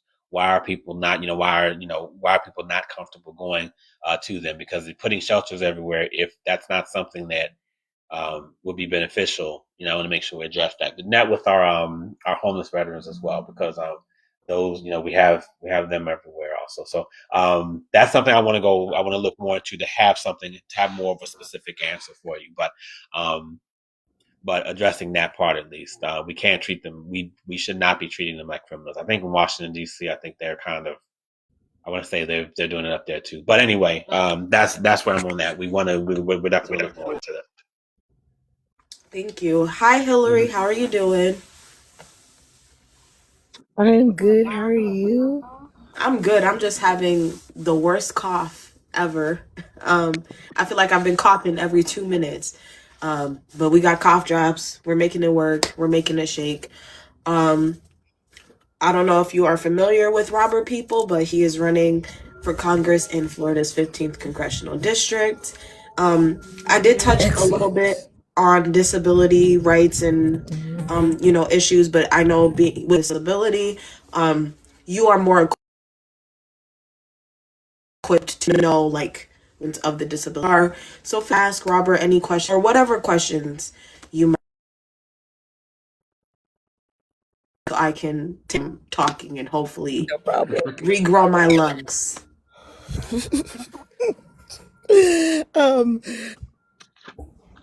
Well, I can say, Robert, that when it comes to the houseless, a lot of them don't feel comfortable going to shelters because of many reasons, being theft of personal property. Yeah.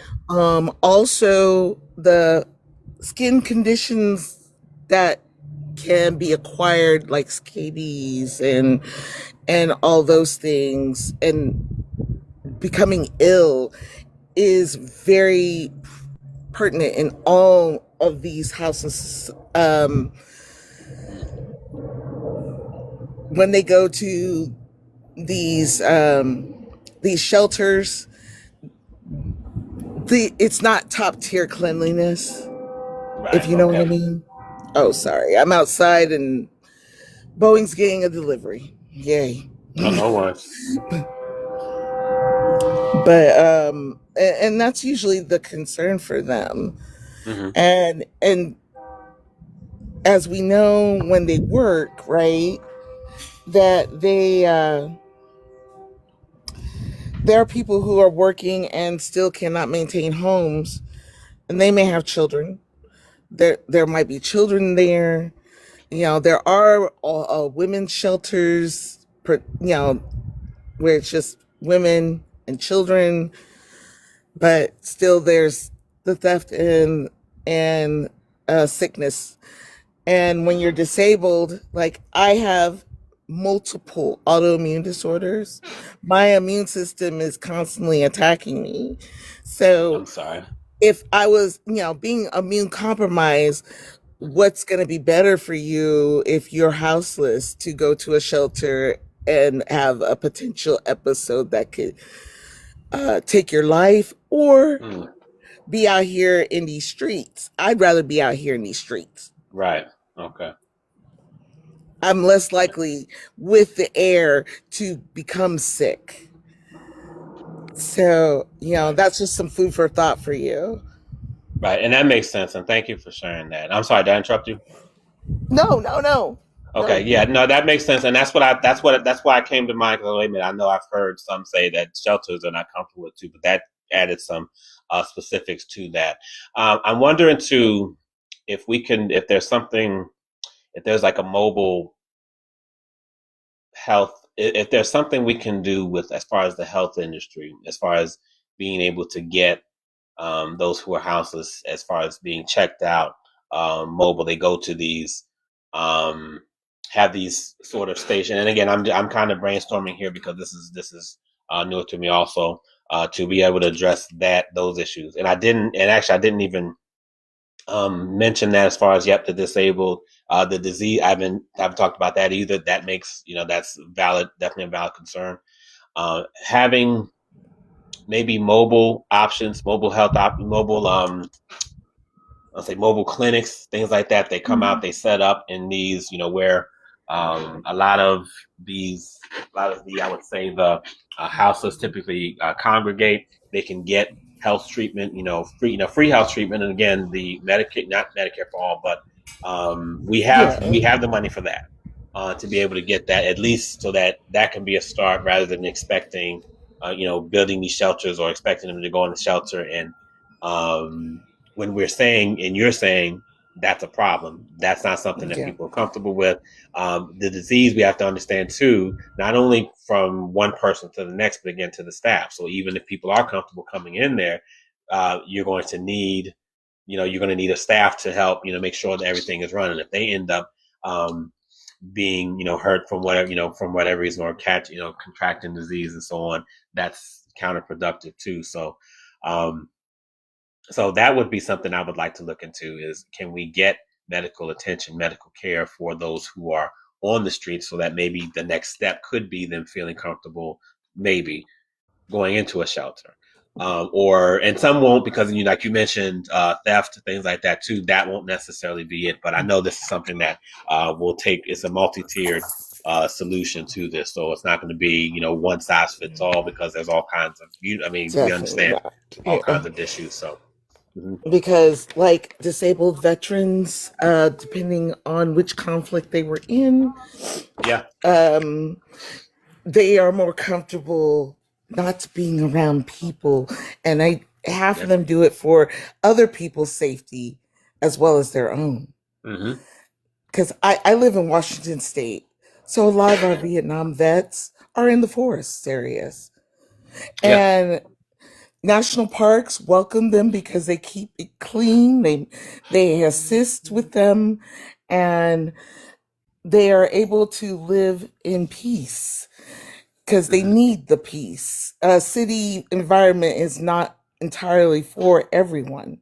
yeah, There's also the mentally ill because our country does not take care of our people hmm like they should. yeah, So the mentally ill are often more likely, as well as disabled veterans, to be on these streets hmm because the the ableism is real when it comes to our healthcare system. hmm And then, God forbid, they be a person of color. There's the medical racism and medical apartheid. yeah, So that and that's always been my biggest concern when it comes to people who are disabled. It's not just the physical, you can see it. hmm The invisibles are the ones that need the most help, and nobody seems to think maybe we should find out what's really going on so that way they can get the help they need. hmm Because neurodivergence, invisible. yeah, You can have a person of neurodivergence and they can talk, they can communicate with you, but they're not going to be free with everything that you may need to know why they're in this predicament. hmm So, also some shelters are not wheelchair accessible. okay, The mobility issue is a big thing. And that's another thing with being houseless and having mobility issues. You can't just readily pick up and go. hmm That's a plan and a half for them yeah, to be able to move, especially if they do not have a wheelchair, because wheelchairs cost money, yeah, a lot of money. I don't even have a wheelchair and I could really use one. yeah. But Then there's that too. Yeah. Medicaid being cut, Medicare, they have a hold on durable medical equipment with this hmm administration. And as many people say, there are organizations that can help. The fact of the matter is, the help is should really be going to them, not them trying to find it. Yeah, the help going. Yeah, I agree. I completely agree with that. So, there's and now there's an added factor of, with the tariffs, because a lot of our pharmaceuticals are not made here. Yeah. They're made in other countries and they're Mm, being tariffed. So supplies are getting thin and pharmacies are shutting down. Have you noticed that there's any pharmacies, stores like Walgreens, CVS, Rite Aid, or any of those that have been talking about closing down in your area? I have not heard yet. I can look and ask around, but I have not. That hasn't gotten to me yet. Yeah, you definitely want to check that out because they're trying to make excuses now in several cities Hmm of, well, the high theft and this, that, and the third. Really, it's the point that you cannot keep supply and Yeah. demand. we're in a just in time, or supply chain system where just in time we can get enough of this and just in time we can get enough that. And the cuts to Medicaid, they want to remove those areas because they're still capitalistic in nature and need the profit. So yeah, when it comes to your disabled in the community, do you have any way that you can assist them, especially the mobility? Because there are people who are stuck at home. And I know that they've been talking about the mail-in ballot situation. Um, maybe there's some way you can help them get to a poll and be okay and get back home. That would be good to look into. Like in my area, I'm working with a couple of medical transport people to be able to. Well, Washington State is all mail-in ballot, so instead of having our disabled community depend on the post office to get that in time, we have ballot boxes everywhere. So I'm working with a lot of medical transports to have them pick up and take them to the libraries where, since they do take them to libraries anyway, might as well be able to take them to the library so they can drop off their ballots at their ballot box, which is at every library. So that's something that would be really important for disabled people. Okay, thank you. And I think when it comes to as far as the voting and such, the first step there would be to find. I mean, we have to. We there needs to be better mobility options. Because even if we go to centralized locations where most people can be, everybody can't get to those areas too. There needs to be better plans to get folks out of there. And there, and sometimes with this redistricting where they put these ballots, I'm sorry, where they put these polling locations. That's by design too, because it's to prevent certain people from being able to get there. So especially when you're looking at there needs to be, and I don't believe all this is considered either, as far as where which polling locations are near mass transit locations, where where are any of these polling locations, do they have sidewalks that are nearby to where people don't have to, if they wanted to walk there, they can feel comfortable and not be out in the street. I don't know if all that's considered. I don't think it is. They just kind of go to where buildings that are either large buildings or where people typically go to, but not okay. How do people get there? Because yes, anybody with a vehicle can get there just fine. But what about all those who have mobility issues, but they can't or they cannot, or the disabled, or who just can't? They basically just can't get there. We don't want. It shouldn't be people not voting because they're unable to. Because they physically can't make it. When we have options, there's ways we can get around helping people do that. Absolutely. Just a quick thank you. Bare Necessities, thank you for the $10. Said great live and hope you feel better. Thank you. I hope allergies and asthma do not go together. So it's like fighting two battles at once. So hopefully I'm running late because I had to use my nebulizer. Yep. I'm like, shoot, if this keeps going, I might have to reach for my inhaler. I don't know. Oh my goodness, yeah. That's another problem. Our government has decided to ignore climate change, but climate change is not ignoring us. And that's a good way to put it. Yeah. I feel like that the blissful ignorance of it all when it comes to redistricting, rezoning plots of land.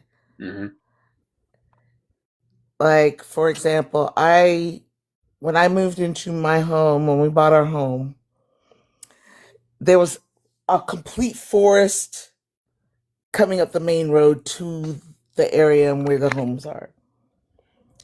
and it was maintained, and it was made to be maintained by Boeing to keep that forest. Mm-hmm. The minute that Trump entered his first term, they tore it all down.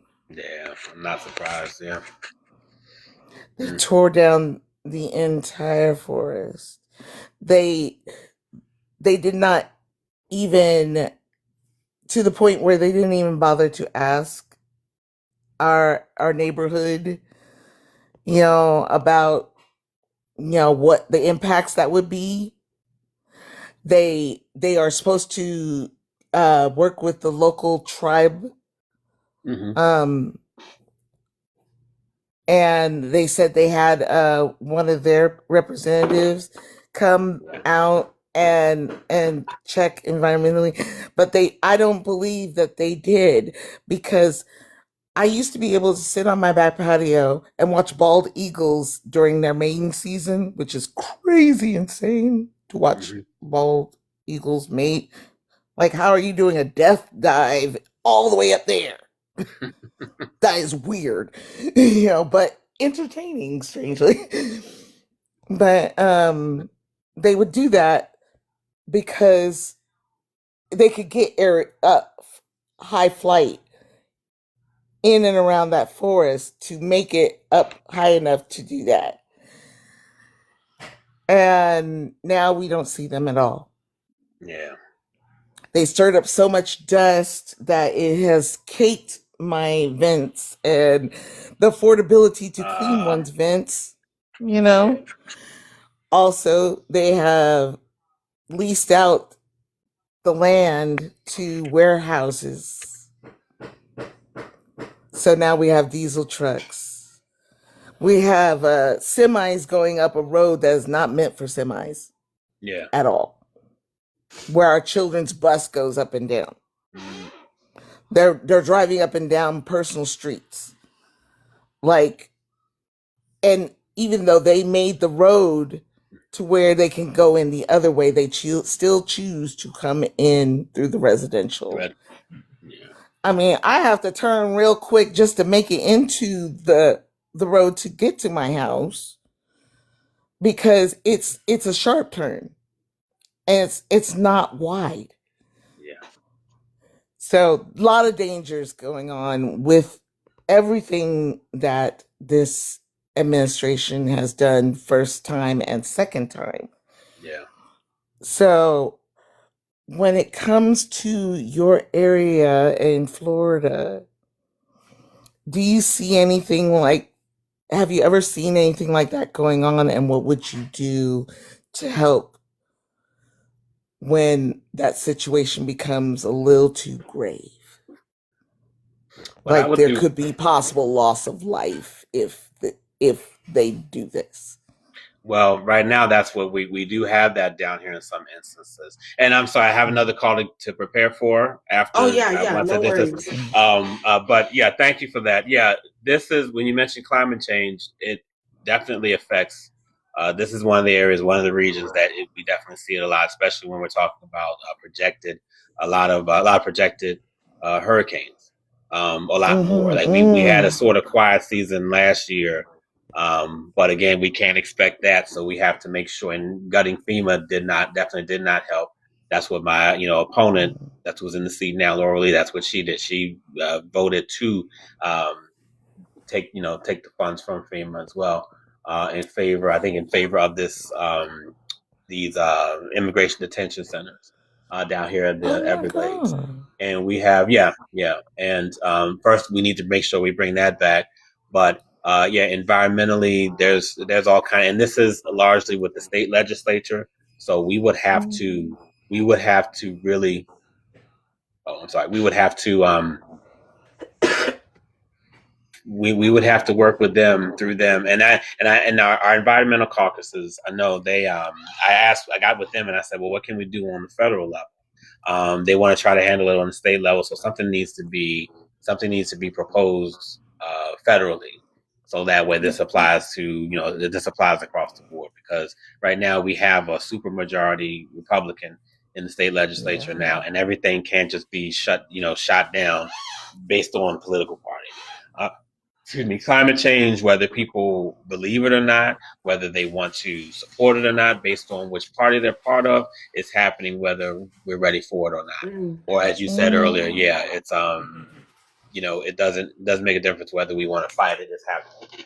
So that's what we have to take the steps. We have to take the steps to really make sure we're addressing it. And I'm always going to support that, especially here. Again, this is one of the areas where we're going to see it more than other areas, especially being so close, with oceans on both sides of the state. So I'm sorry, not oceans, but bodies of water, large bodies of water. Like bodies of water. Yeah. Yes, exactly. And that was my biggest fear. I don't even live in Florida. Never really want to go to Florida, nothing. But right there, you get so much, and it's it could sink. The water could just take Florida, period. Yeah. And y'all just won't let that happen. Yeah, it's like I was surprised last year. I was waiting for something major, and we were fortunate last year. Like a lot didn't, not too much happened, but not holding my breath on that. And then we have the insurance costs too. That's something that we run. That's a huge issue here. And my thought process would be to let's work on improving infrastructure. Let's put the money into doing that. We have them. We can get the money for. We have the money for, to where people don't have to rely on insurance companies to begin with. I think even if you have no issues, even if you had a smooth, sort of smooth experience with insurance companies, whether we're talking about homeowners insurance, vehicle insurance, or what have you, even if you have a smooth experience, it's still timely. If you didn't have to, if you didn't have to experience that, if you could say, hey, if you paid a little bit now to not have to deal with this later, I think most people would say, oh yeah, if I don't have to deal with homeowners insurance costs, if it means I just have to pay just a little bit more as far as taxes go to get infrastructure rebuilt so that these hurricanes can come and it does nothing to us, I think most people will be okay with that. That would be probably one of the few times I would say, yes, and then again, no, we don't have to raise taxes because again, the money is there. So I don't want to keep saying let's raise taxes. We don't always have to raise them. Most of the time we don't have to. We tax the rich. That is true. That's it. Yeah. That's true.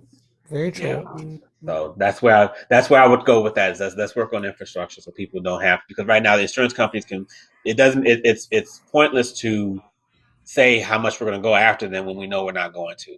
If these insurance companies, certain ones that's the only insurance companies within the state, or one or two, that means they can do whatever they want and people don't have any other options. We need to, create a situation where they do have options and say, wait a minute, if infrastructure is good, we don't need you all here, insurance companies. So if you don't know if you don't, act right, we can just say, hey, you're not in the state anymore.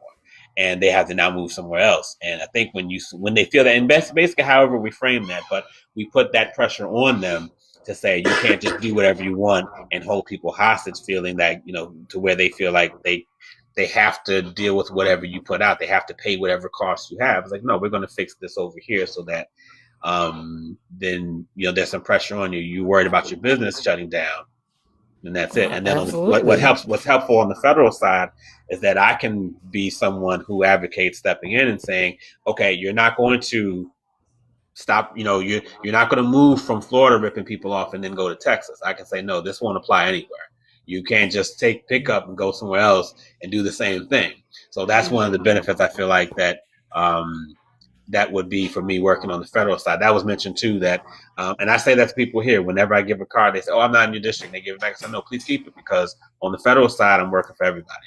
So the only difference it would make is that my name won't show up on your ballot. So I do specify that part, because if somebody ends up, wanting to support me and then they see the ballot, wait a minute, where's this? The name's not on here. So I say that, my name's not going to be on your ballot, but you can definitely reach out to me once I'm in office. Mm-hmm. Because that's what I do, and that's what people should do, and they should know you, because when people get together and say, hey, reach out to this person, your congressperson, I reach out to all of them Yeah. in the state.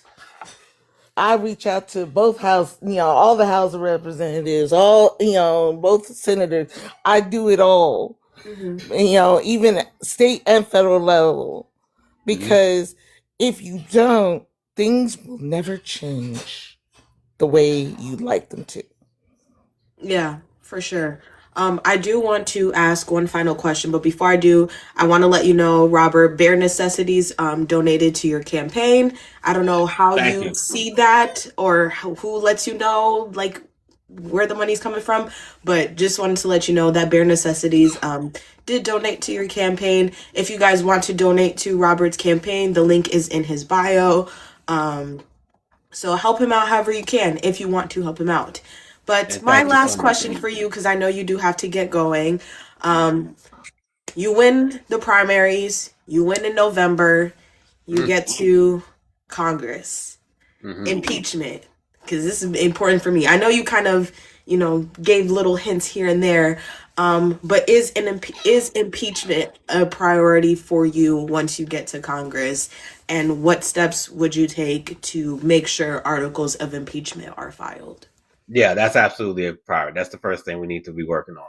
And thankfully, there's other. I'm part of a group, or I'm endorsed by a group called Citizens Impeachment, and we get in there. That's our first. I mean, we're walking through after we get past the security. That's the first thing we're going to be saying as we walk into our office. Okay, all right, who's doing what? Because we're going to do this as soon as walking in the door. Because again, this is like the kid knocking the blocks over. You can't just say let's work all around that because they just keep knocking things over.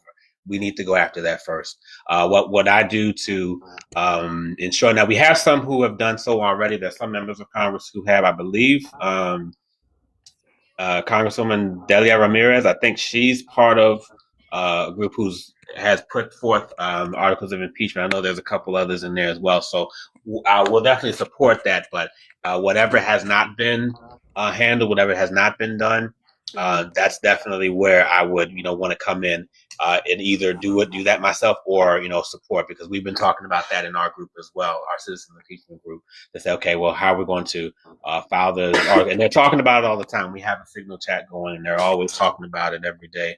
So wherever I can fit in as far as that goes. If it hasn't been done, then okay, I'll be the one to do it then. So, and of course, it will depend on where we are at that stage. Thank you. Listen, I'm counting down the days. Something has to happen to get him out of office. So, because tariffs and taxes and all this mess is it's that's the first start of cleaning things up. Yeah, for sure. Well, and thank you, Bare Necessity. Thank you for that, and anyone else who was donated. Thank you so much. Well, Robert, thank you so much for, joining the panel and answering our questions.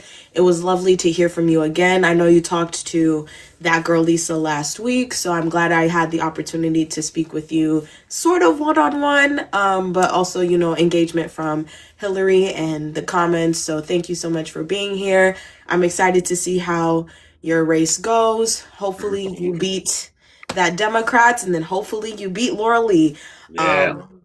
That's, obviously, and then like you said, your primaries are in August, so you do have roughly 3 months before the quote unquote big race. So I will be cheering you on, and I know the Calvary and the Block will be cheering you on as well. And even if you don't win, which I don't know how you couldn't win, but even if you don't win, we would love to still, see you out in the streets and, continue to advocate for your district and your community and just doing all the good things. So thank you again so much for being here.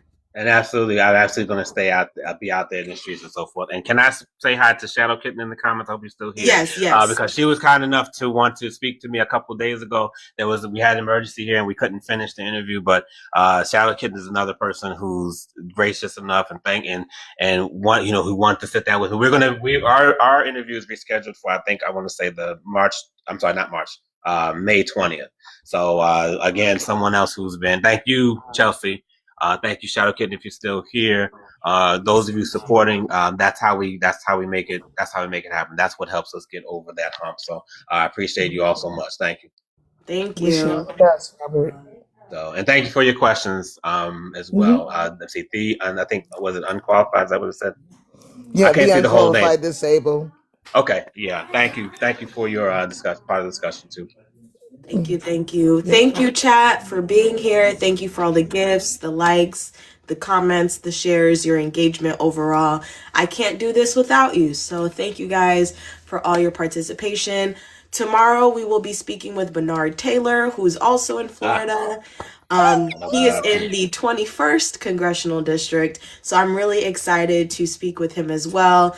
I'm excited for both Robert and Bernard. I mean, this is amazing. This is Very awesome. exciting. This is I know all Bernard, very exciting. And then for those of you who weren't able to make all of the live, I will be uploading this onto YouTube. Please give me some grace as I go through and, make edits as needed, and just get it up there, because TikTok has been giving me grief about trying to download these long lives. So my hope is to have it out by this weekend, so that anyone who is in the district or outside of your district can watch and get to learn a little bit more about you and, get more insight into your campaign. But this was great, and hopefully you can come back before the primaries. And if you win the primaries, I would love to have you back before the general election, just to, really hone in on, the differences between you and Congresswoman Lee. So thank you. Yeah, I absolutely will. I'd love to come back. thank you. Thank you. All right, y'all. I hope you guys have a good rest of your day. Good evening. Stay safe, stay beautiful, stay blessed, and stay highly favored. Drink your water, take your medication, eat good food, and take care of yourself, because the world is kind of scary and everyone needs a moment to just decompress. So I will see you guys tomorrow, and have a good rest of your day. All right, take care. Thank you, everybody.